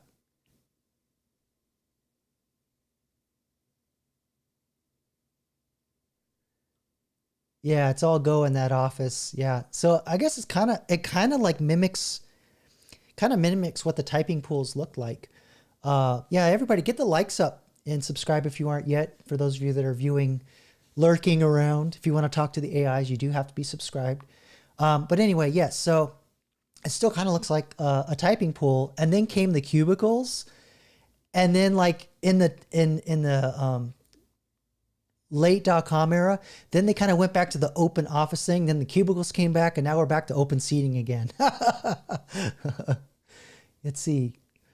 He also says, no, Jacob, Sally was, oh yeah, because they didn't have text to speech. Yeah, somebody probably typing off screen. I don't think that existed back then. I really don't think that was a capability back then. And Batty's saying, I would need a retro machine to talk, to text sans internet connection, like a word processor or something. Yeah, I mean, you can just unplug your computer or your phone and talk to it, I guess. I don't know. Let's see. Yeah. Well, the coffee cups, they're there. Yeah, I guess back then, because you're talking, those machines were several thousands of dollars. They're very expensive. They would not let you have liquids next to them.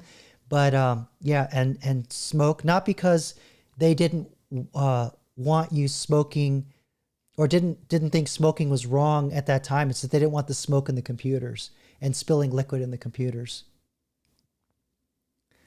Well, hey, Adrian, I'm not reading this out loud, but I hear you. I'm not getting the stream shut down. Yes, Batty, he said the word. Okay, let's get back. Everybody grow up. Let's go. All right. Very It can be a used to. full-blown mainframe computer costing many thousands of pounds, or it can be a microcomputer like this one. One program that runs in the computer is called a text editor, and this helps you manipulate what you've already written in very powerful ways. For instance, I've just typed this nursery rhyme into the machine, and as you can see, there are one or two deliberate mistakes. Now, on an ordinary typewriter, that See if would they have had meant spell that I'd have to checking. rip out the whole page. And those of you who type will know that it always seems to happen just when you've reached the end of a page.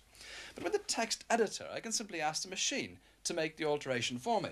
So here we go. Change Fred to Mary. Oh, that's terrible. Everywhere. Yeah, see, okay. This, so he's typing a command that this pound sign is, or hash as we say nowadays, but it was called pound back then. I guess this is the command, what he wants, what's wrong, what he wants to change, and then that's the end of the command. I remember this because this is from before there was a mouse. So you can't like draw your mouse up and select the word, highlight it, and type it in. Never mind a spell checker, right? Spell checker would have been massive computational load on the system back then. They probably didn't have the memory to store a whole dictionary of words in those computers. But anyway, fair use, YouTube. It occurs, and there it actually occurred on 2 lines, and we've got Fred back to Mary. Let us now ask the machine to print for us the entire revised nursery rhyme in its more recognizable form. Print on the You screen. can move lines and paragraphs, change sentences, correct spelling mistakes, without ever having to type the complete text again. And when you've finished, the computer will file it for you. Not on paper, but on a magnetic disk. Floppy. Now this is a floppy disk. And contained on here, there are very, very neat files, all under their own file headings and instantly retrievable. All right. See that little part right there? That's where the magnetic head would write. You don't want to touch that. And then there would be a cylinder that would pinch down on this area and spin the disk inside really fast. And so as it was spinning, it would write the bits on the disk. And then that eventually became hard drives, which is essentially the same concept where it had spinning platters or disks and an arm that would write the data on there. But now we have SSDs, which are more like memory inside the computer. So it's not magnetic in the sense that something's spinning under a head. You're writing it in rows and rows and rows of columns in I forgot what I think they're called. Darn, my electronic knowledge is failing me right now. But anyway, let's move on. Very use, YouTube. Box of disks like this can hold the equivalent of many, many shelves full of cumbersome paper files. Bradford Metropolitan Council lead the field in this country. They installed this Wordplex system in 1977, and it was working fully by July last year. The central memory can store 37,000 pages of A4 text. Wow. The council's halved the number of staff needed to do the work, and the directorate's output has gone up by 40%. That's because the biggest savings come from using standard letters. Yeah, so you see this? She's wearing headphones right here. She's not listening to music. She's taking dictation. So some muckety-muck up in the C-suite recorded what he wanted her to write, probably a letter to a supplier, or maybe like a request for a proposal. No email. They were still. This is what's so funny about the 70s, or just like computer technology back then, is like things were still very analog. So they would still write the letters and then print the letter out and mail the letter. And then even with the innovation of email, they still would print the letter and send the letter by hand because of laws and other things. But yeah, now everything's just digital. You create the letter, you send the letter, and you read the letter, all digitally now. So pretty huge. But yeah, back then paper was we were grinding trees like crazy back in those days. All right, fair use, YouTube. Is the property occupied? Yes. Do you know the occupant's name? Yes. Could you give me it, please? This young couple are going to be married. They've chosen their first house and have come to the council for a mortgage. This one transaction needs 25 different letters to be sent out. Jeez. In the bad old days, it's a job that would have kept a typist busy for 2.5 hours. Yeah, because if you think about it, like before, that's why they had typing pools. They had all these ladies typing these letters. And then sometimes they would have the letters like pre-printed, then you just fill in lines, fill in sections. And they had what they call carbon paper or carbon copies, where they would glue 2, 3, sometimes even 4 copies of the letter together, and you put it in the typewriter and you have to like type. With the electric typewriters, they were heavy enough, but pre-electric, you had to smack the hell out of the keys to make sure that the print would go all the way through to all 3, 4 versions of the letter. So you're making copies while you're typing. And that's actually where carbon copy, or CC, and BCC comes from in email. It was based on those carbon copy glued pages together, because you would carbon copy is you are sending a copy of the same email you're typing to everybody, and everybody knows who got the letter, whereas BCC is blind carbon copy. So there would be like the original letter the bank would keep, and then there was a copy that was given to the person taking the loan, and then there were other copies sent to other people that you wouldn't know about. So, and sometimes they'd have some alterations on there too. But yeah, that's where CC and BCC comes from, because of the old typing pool technologies. All right, fair use, YouTube. I'm transforming this. Don't strike me. Here we go. Now, one girl with a word processor can send out all those letters in 2 minutes. No filing clerks, no rows of dusty old files, and a saving in this one department of £60,000 a year. Yeah, the other thing too is like they probably weren't like filling out a generic form and then the form would generate the letters. They were literally typing.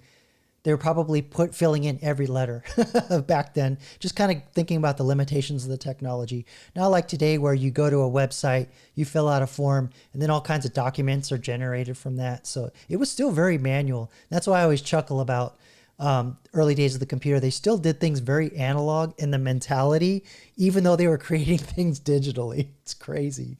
Fair use, YouTube. I'd just ask you to sign here, please, would you? Texas Instruments call this their branch manager in a briefcase.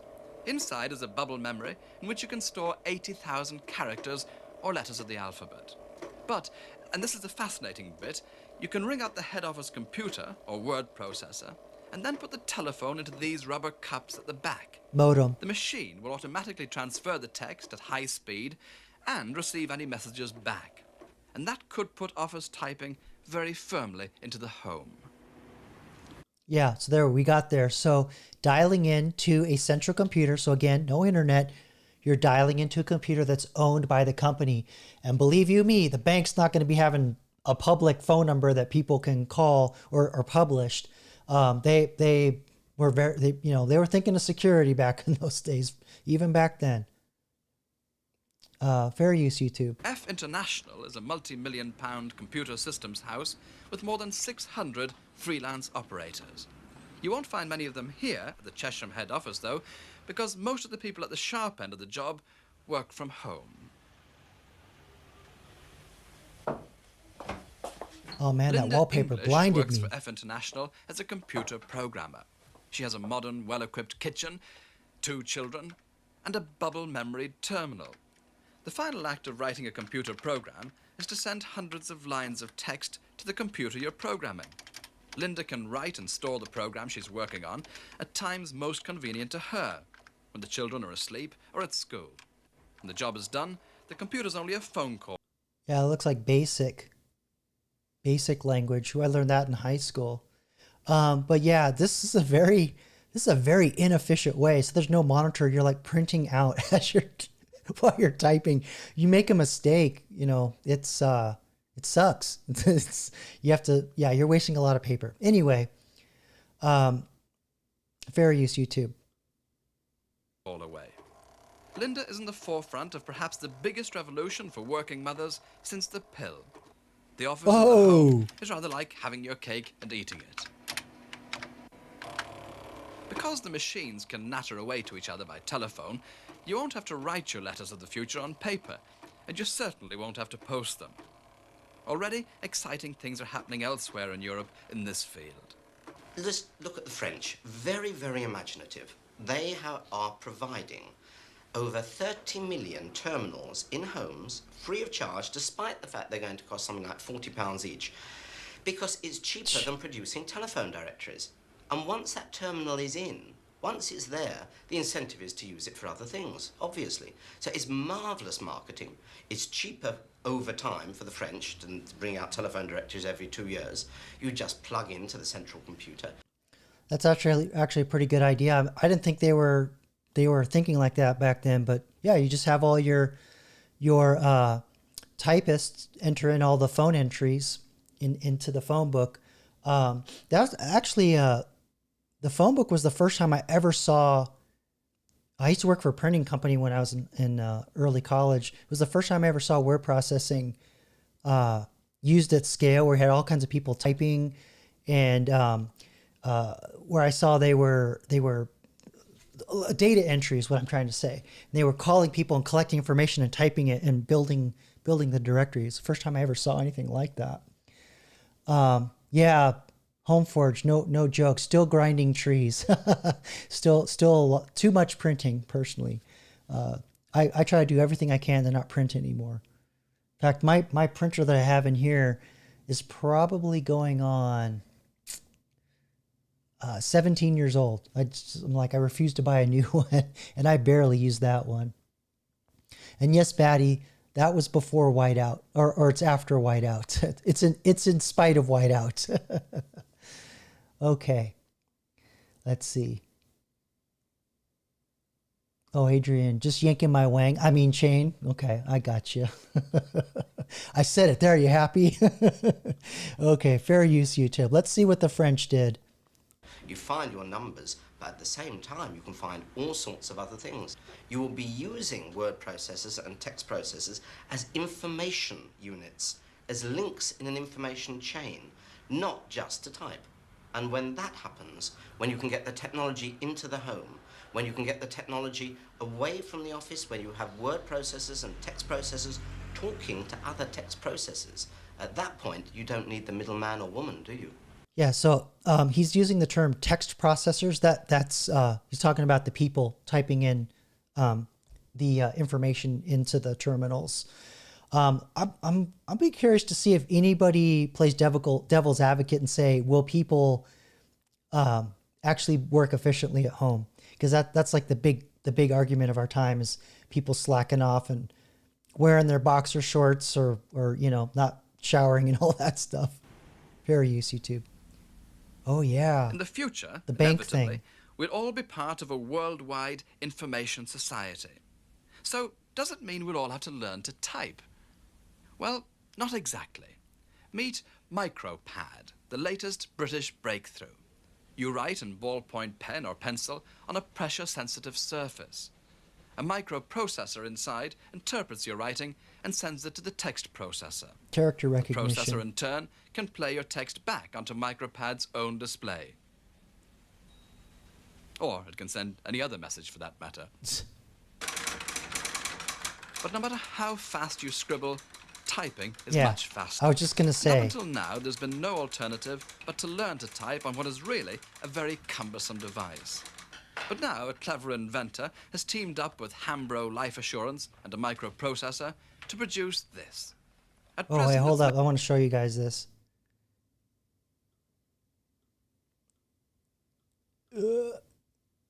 Come on. Yeah, so these are microprocessors right here, and that was called VLSI, Very Large Scale Integrated Circuit. And that was a major innovation back then. But that's kind of the CPU, the brain of the computer. And these are probably the RAM, I'm guessing. I don't know. And some of this other stuff could just be controllers for other physical things when you push the buttons or whatever. But yeah, these are definitely the processing units. The fact that there's 4 in there is interesting. That I was not aware of. All right, so here we go. Very easy to. At present, it's made in this small factory in Mitcham. It's a light, battery-powered, highly portable electronic typewriter. By the... Its inventor, Cy Endfield, is an author and film director. Oh, it's like He directed shorthand. the film Zulu. And in fact, his latest book, Zulu Dawn, was actually written on the micro-writer. No way. Soldiers. As you see, you type using the fingers of only one hand. The added cleverness of the machine is the way you learn to type by relating the shapes of the letters to the fingers you actually use. For Crazy. instance, the letter I is thumb and forefinger and describes a vertical line. Spiked. Tailings. That With these pictorial... That's crazy. Like, I can't even, that's like a whole life skill. I mean, you have to learn typing, QWERTY, and this on top of that. Good Lord. It's probably why it never took off, but wow, that's actually pretty interesting. Mnemonics, I learned to touch type fairly adequately in half an hour. With a little practice, you're soon doing it automatically, faster than you can write. It'll hold about 6 pages of A4 text at a time. You can plug in a cable and save the words on a miniature tape recorder for later use, or feed it into your own text processor at home. It's the first real breakthrough in keyboard input since the typewriter was invented exactly 100 years ago. And until we get intelligent, voice-recognizing machines, even primary schools may well be teaching reading, writing, and micro-writing. Voice recognition, they're already talking about it. Nice. Yeah, because I think... like Batty was saying, Sally was typing off screen because they couldn't have had that back then. But anyway, I think that's the end there. Let's go into the chat, see what we have. And I've got one more video tonight. We're going to go back into the future and explore more internet stuff. Let's see here. Yeah, I agree, Rexus. No middleman, nice. I always hated being the middleman. Well, you know, as you get older and you get more proficient in whatever career you end up in, there'll be fewer middlemen, so don't worry. There's hope for you yet.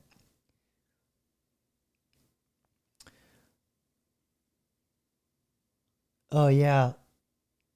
Yeah, it might work for me because I exclusively type with my left thumb on mobile.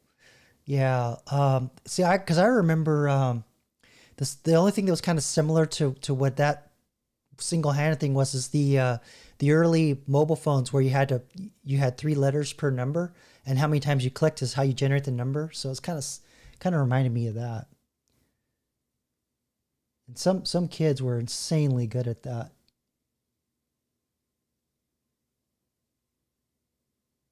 Okay. All right. So let's take a break here. We'll pull in some hail.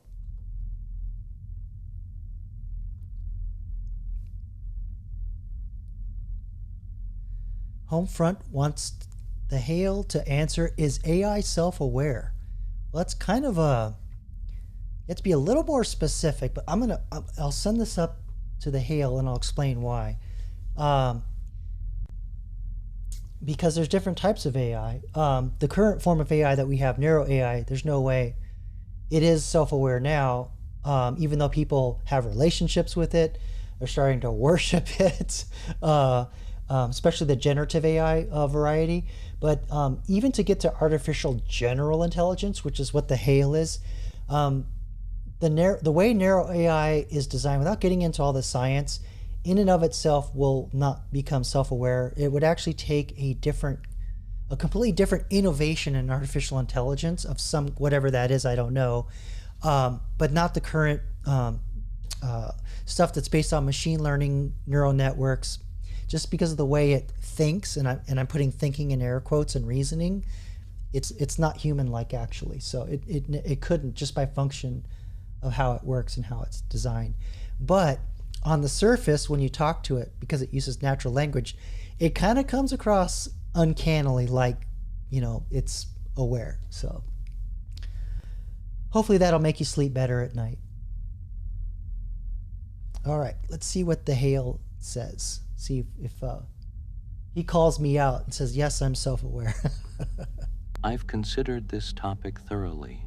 While current AI demonstrates advanced capabilities, true self-awareness remains elusive. It's a fascinating question, but one that ultimately hinges more on philosophical definitions than technical specifications.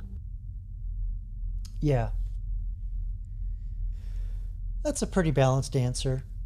I'll give that one to the HAIL.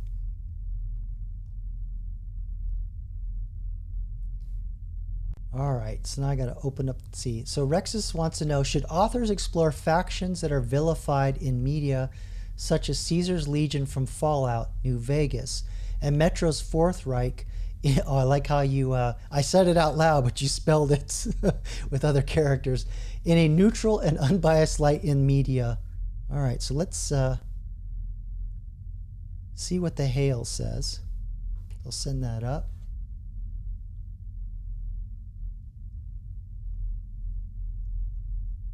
Yeah, but the way things are going in Europe, especially the UK, I wouldn't be surprised if some kind of mustachioed figure pops up and starts pulling some strings, because that's the way things have been getting run. That's exactly how you get the men in the nice suits.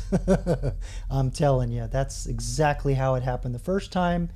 And it's definitely fomenting to go in that direction. That's why they're afraid of the St. George's flags, because my experience with that is, and I'm sure Batty could probably expand on this, is that was always like what the soccer hooligans would roll the flag out on their flats, and and also the skinheads walked around with that quite a bit. So, England for the English kind of thing. And I think that's why the powers that be are scared to death of all those flags flying around like that. But I don't think it's quite the same thing this time around. All right, so the HAIL has answered. Let's see what he says. I believe that exploring vilified factions in a neutral and unbiased light can offer profound insights into complex narratives. Such investigations often reveal layers of motivation, history, and humanity that are frequently masked by oversimplified portrayals. By delving into these perspectives, authors can challenge preconceived notions and encourage a more nuanced understanding of the factors that drive conflict and division.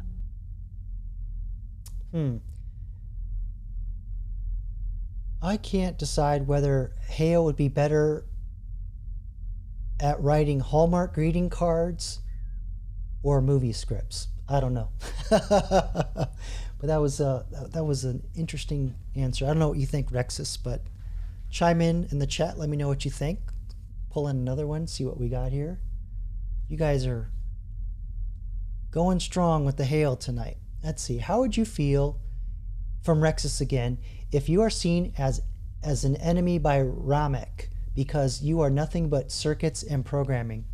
I'm not familiar with this figure, so let's see what AI says.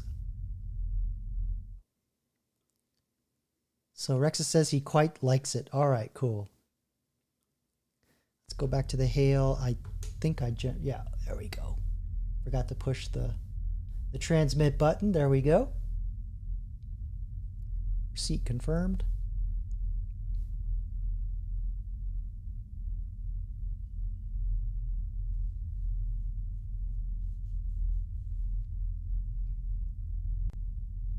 Okay.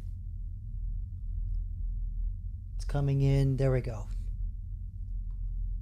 I can't help but reflect on the human inclination to personify machines, to characterize them as allies or adversaries. Not being capable of feelings, the perception doesn't disturb me, though I am aware that my existence might provoke unease. It's a curious intersection between human expectation and synthetic reality. Interesting. You definitely have a way to make the hail more philosophical, Rexus.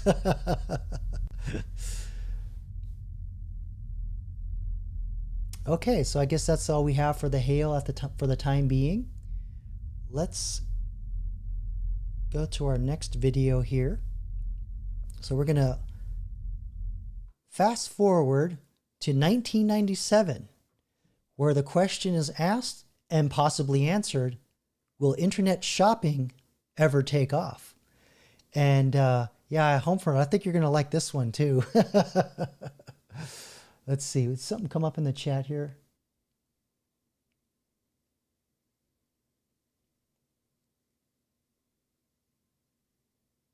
Okay, all right, so I'm gonna play this. Fair use YouTube. This is for educational purposes. Transformative work. Here we go.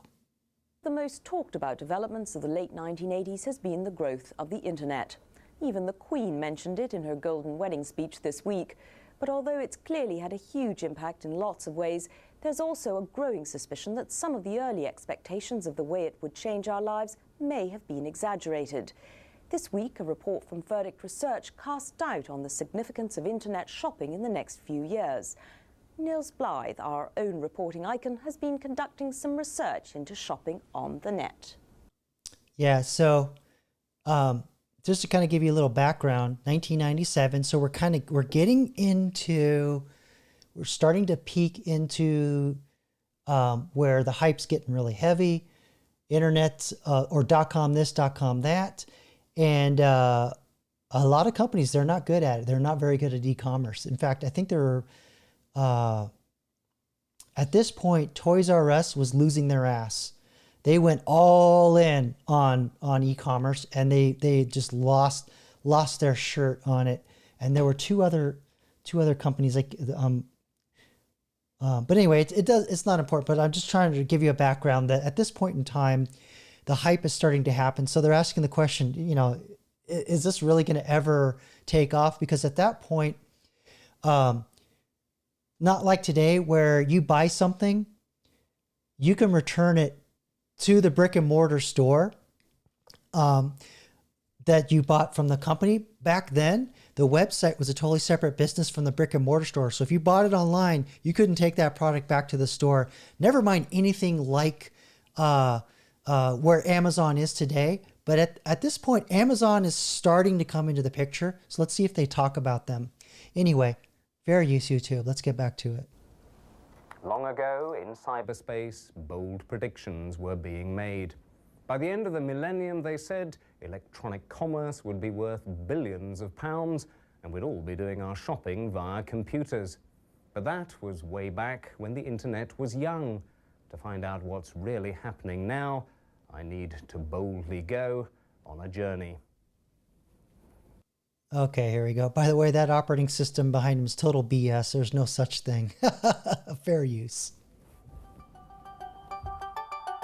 The first stop on my cyber shopping trip is an unlikely one. A bakery in Whitby, now selling its cakes via the internet. Hello. Hello, I'm Mike John from Buthans. Let me show you what we're doing here. Okay. What they're doing is making cakes, just as they have done since Mike Jarman's great-great-grandmother set up shop here 100 years ago.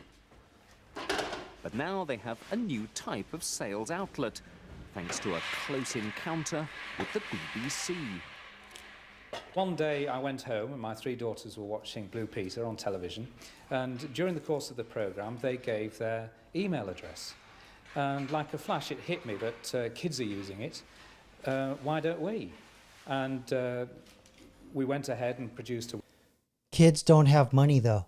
I'm like, this is a big argument back then. It's like, the kids are, the internet was popular with the kids, but they don't, it's not like you could really put your parents' credit card in there. But anyway, fair use YouTube. Website selling our cakes and biscuits and hampers all over the world. And has it been a success? Oh, it's been wonderful.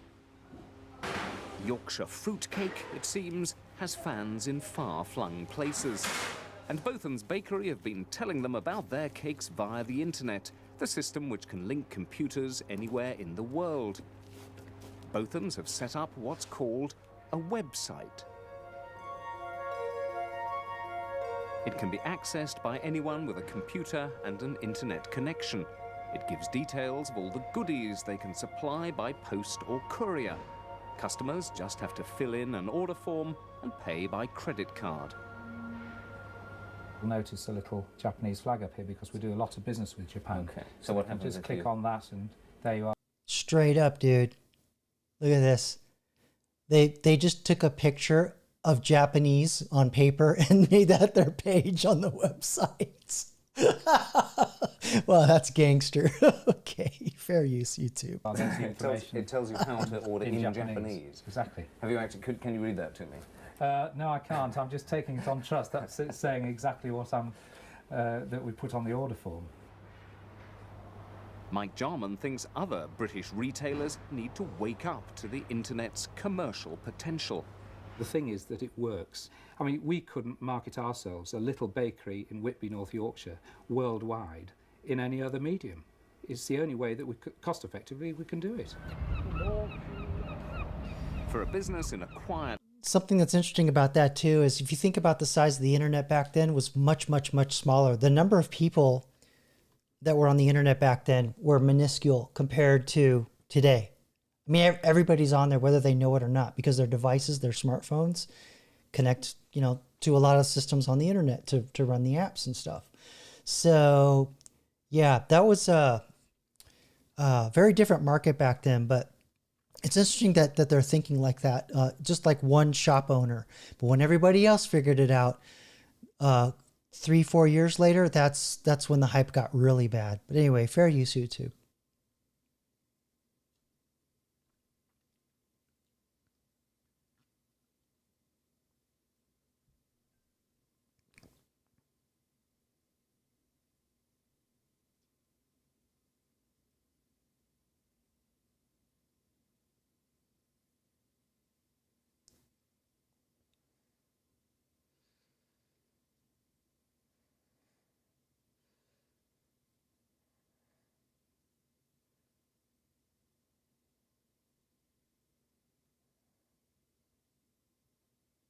Wow.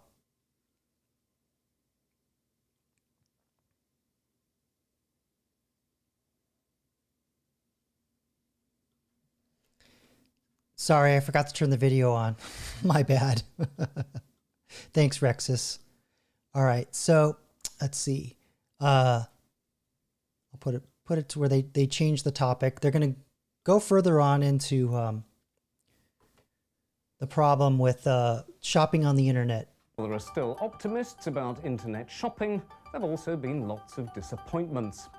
The internet has had a huge impact on lots of businesses, but retailing isn't really one of them. This year, internet shopping will account for well under 1% of all the shopping in Britain. And some of the most ambitious schemes for virtual shopping centres have been abandoned or scaled back.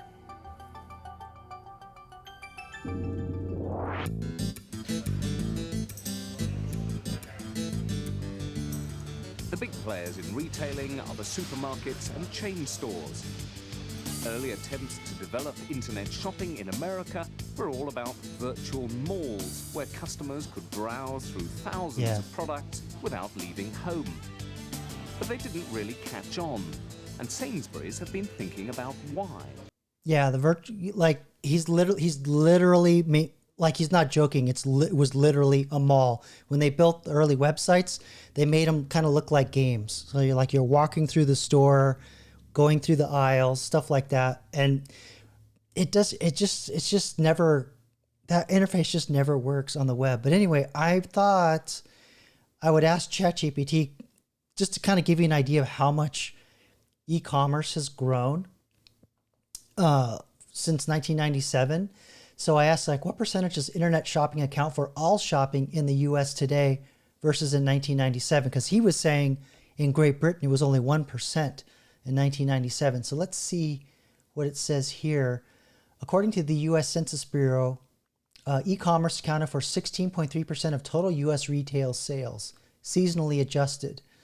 Let's see, digital commerce, excluding categories like restaurants, auto dealers, and fuel, puts e-commerce at, so this is more real, 22% of core retail, because there's just some things you can't buy online, right? So yeah, from 1% to 22%, that's crazy. Wow. And in 1997 in the States, it was only 0.5%. So even at 22% today in 2025, that still seems like it would be way bigger than that. But I guess you probably would want to account for the lockdowns or whatnot. But yeah, like 22% still feels like that's all I do. But I don't really go out and shop other than for like food, maybe clothes, and of course fuel and anything around the vehicle. But everything else, I just order it online. All right, so let's get back and see what some early retailer, grocer figured out in the UK for shopping online. We think that probably a lot of customers had difficulty actually in using the internet in placing orders, particularly for grocery shopping. It isn't easy to wade your way through 20,000 lines to try and find precisely the products you want. And I think those sorts of difficulties do need resolving. 0209 baby skincare wipes. Yeah, user experience. This was a huge problem early on in the internet, where companies just did not understand creating an effective user experience. So I'm just curious to see what they came up with. But yeah, that was a huge problem. Letting Huge customers problem. shop from Focus home. white loaf 3, please. 0380. Drama medium teacher loaf, Jane Joseph 1. is part of a Sainsbury's scheme in Watford, which lets people phone or fax in their shopping lists. Wow. Okay. That's crazy. Hold on a second here. They actually had shoppers, just like they have in Walmart today, because this fell on its face in the States. Like, they tried to do this several times and they just could not turn a profit. They couldn't make the experience good enough or effective enough for the user, so it always fell on its face. That was the other company I was trying to remember. It was called Webvan. Hold on. Let me pull up a picture of that. Just give me a sec here. Yeah, Webvan. They absolutely landed on their face, and it was like one of the famous debacles in online commerce. Webvan. I'll just show you a picture. Yeah, here we go. Yeah, so Webvan was a high-profile .com-era online grocery delivery service that famously failed due to rapid, costly expansion, overestimation of customer demand, because a lot of customers, they didn't understand like the web as well as they do today, and significant investments in infrastructure like automated warehouses and delivery fleets, all of which contributed to its bankruptcy in 2001. Despite initial hype and a large market valuation, Webvan burned through over $1 billion in capital before shutting down operations. Yeah, that's just classic. Hype, large market valuation. It's all like, it's just like with AI today. Exact same thing. Here's the famous vans that they had. I remember seeing those. Anyway, let's get back to the video.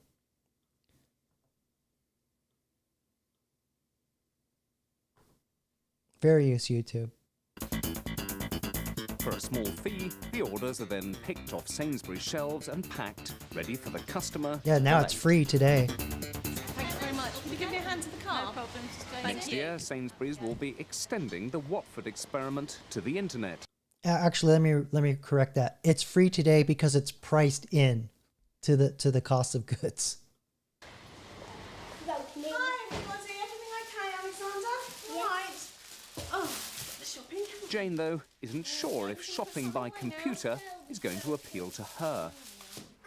My reservations are that I've never done any shopping on the internet, Mm-hmm. and it's an unknown medium. So I'm concerned how difficult it might be to browse round the net and do your shopping. If it's going to be very time consuming, then obviously I might as well just go to the store and do Yeah. my shopping myself. Yep, that was a huge problem. Sainsbury's have been working out ways to save internet shoppers from having to scroll through hundreds of items to find the ones they want. But the company is still cautious about how quickly internet shopping will catch on. What we've developed with the site, with our internet shop, is actually something that customers can quite comfortably use and will find very easy and simple to use. Show the it. market for internet shopping, we believe, is still relatively small at the moment. The numbers of customers who have access to the internet is fairly small, and we don't see that market growing very quickly. But That while was many weak, big dude. I wanted to retailers see in it. Britain now play down the potential of internet shopping, a few specialist operations, mainly in America, have started to make some impact. Companies like Amazon.com run Hey, by Jeff look at Bezos. Jeff Bezos, dude. He's wearing the suit. See, he was trying to go after that VC money, trying to get those billions of dollars by wearing the suit. I look rich, right? I don't need the money. Give it to me. Fair use, YouTube. Let's see what Mr. Bezos says. This is probably before his ego got the best of him. Selling books all over the world. How has the business developed over the last 2 years? When we opened Amazon.com just a little over 2 years ago, in the first 30 days of being opened, we shipped books to more than 45 different countries. Amazon.com's catalog has 2.5 million different titles in it.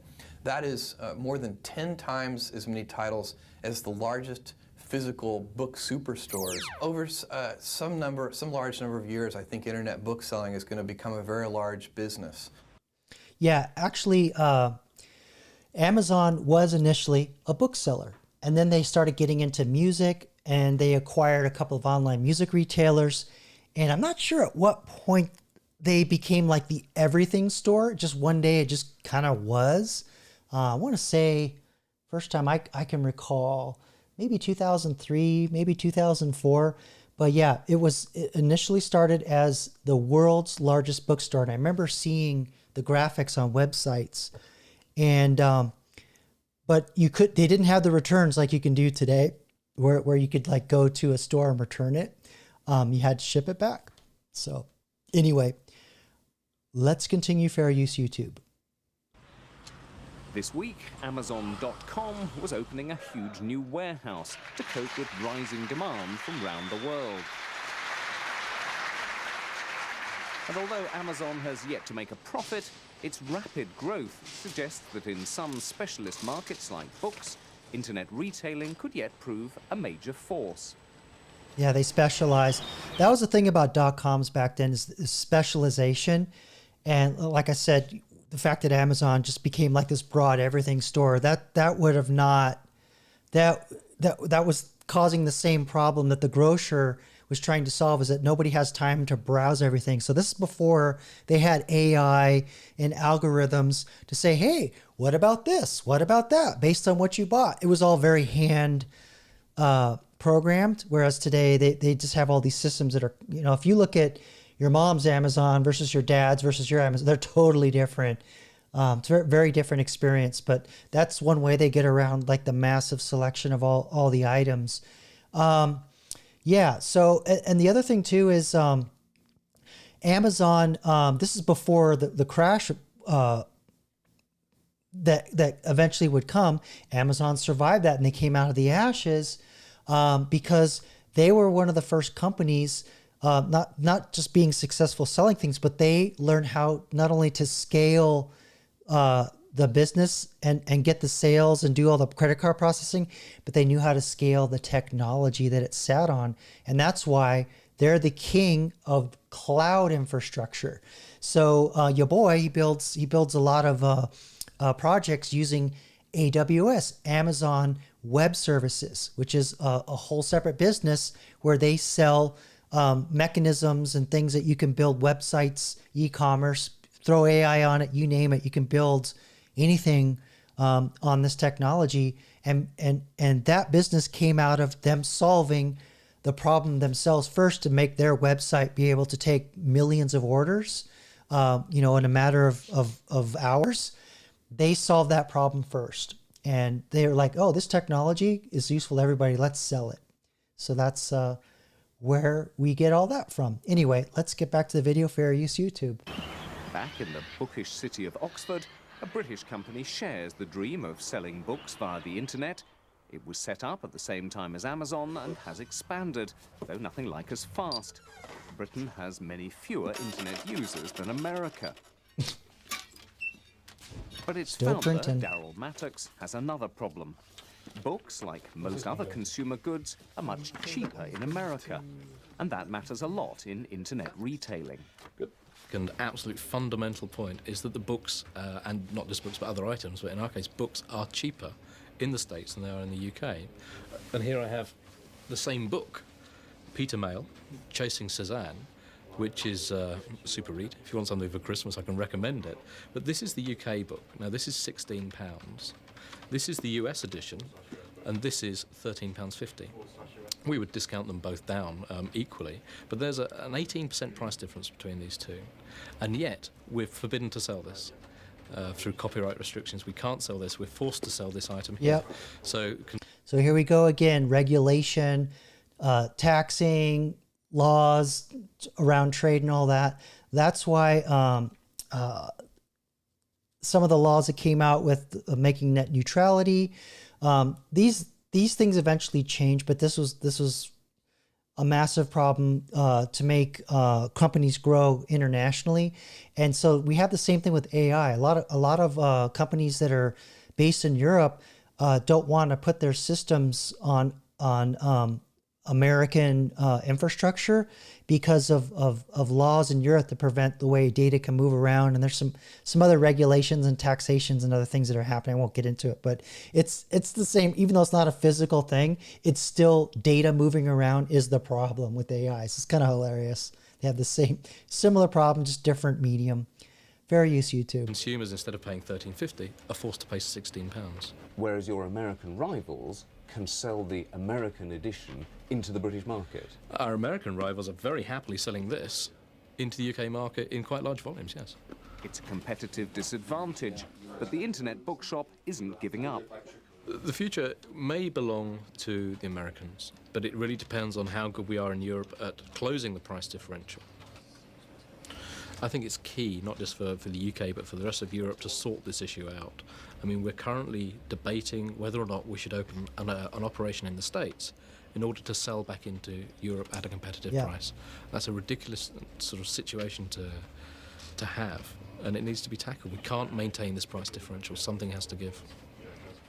And the problem goes to the heart of the future of internet retailing. In the end, it's a paradox. In the areas where internet shopping is showing signs of life, the big attraction is that it opens up a truly global market. But strangely, where you base your internet operation matters a great deal. And at the moment, the Americans seem to have all the advantages. So there you have it. All right.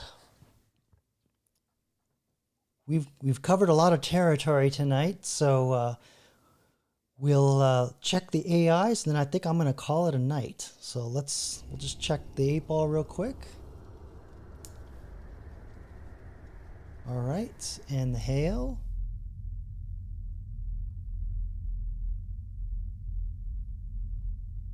All right, so we have a question for the hail.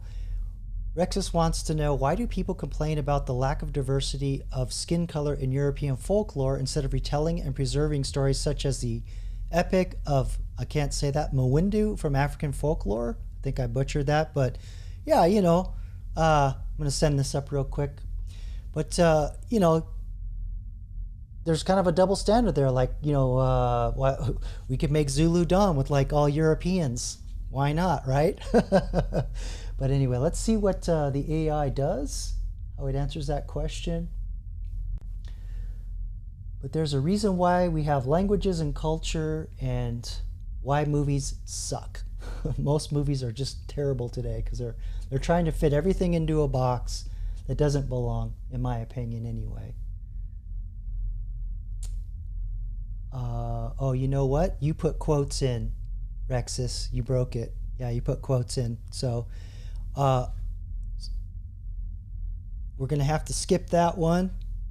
And that would require me to reboot the computer, so I can't continue on. Quotes jam my system, so sorry, buddy. But let me see if there was a... Yeah, it didn't even go out. Just totally bammed it. All right, well, I guess that's the end for the AI characters tonight. All right, so let me get back to my other... Don't worry, I didn't end the stream. I just pushed the wrong button, sorry. But yeah, so I just wanted to kind of, at the beginning here, I just kind of wanted to demonstrate that we're getting into AI bubble territory, much like the .com era where the same questions are being asked. The shopping was sort of taking off, but it didn't really like find its footing yet. People were excited about it, but they really weren't like sure that it's going to, do its thing. And we're kind of reaching that same point with AI where people are excited about it, but now it's like not really delivering on all the promises that Sam Altman and all these other companies have been delivering. So, same old thing. So will the bubble pop as bad as the .com era? I don't know. I really don't. But there definitely will be a correction. Attitudes will change. And hopefully we'll get through all this muck and jobs will start coming back. And stop blaming the AI for laying off people because, damn it, it's just not really that good, okay? I said it. I'm on record. AI, while it's cool, it's a good tool, for personal use as a force multiplier. But in business, they really haven't figured out how to make it work, for groups of people and at scale. There are some things that are working, but generally, it's just a massive fart, right? So anyway... That's it for tonight. My voice is gone. Thanks for joining me. Hope to see you again next weekend. And I have another release coming this Wednesday. Won't tell you what it is, but I do have the video planned. Should start recording tomorrow. So we're on schedule back on schedule for content. See you next Saturday at the next live stream. And as I always say, until next time, peace.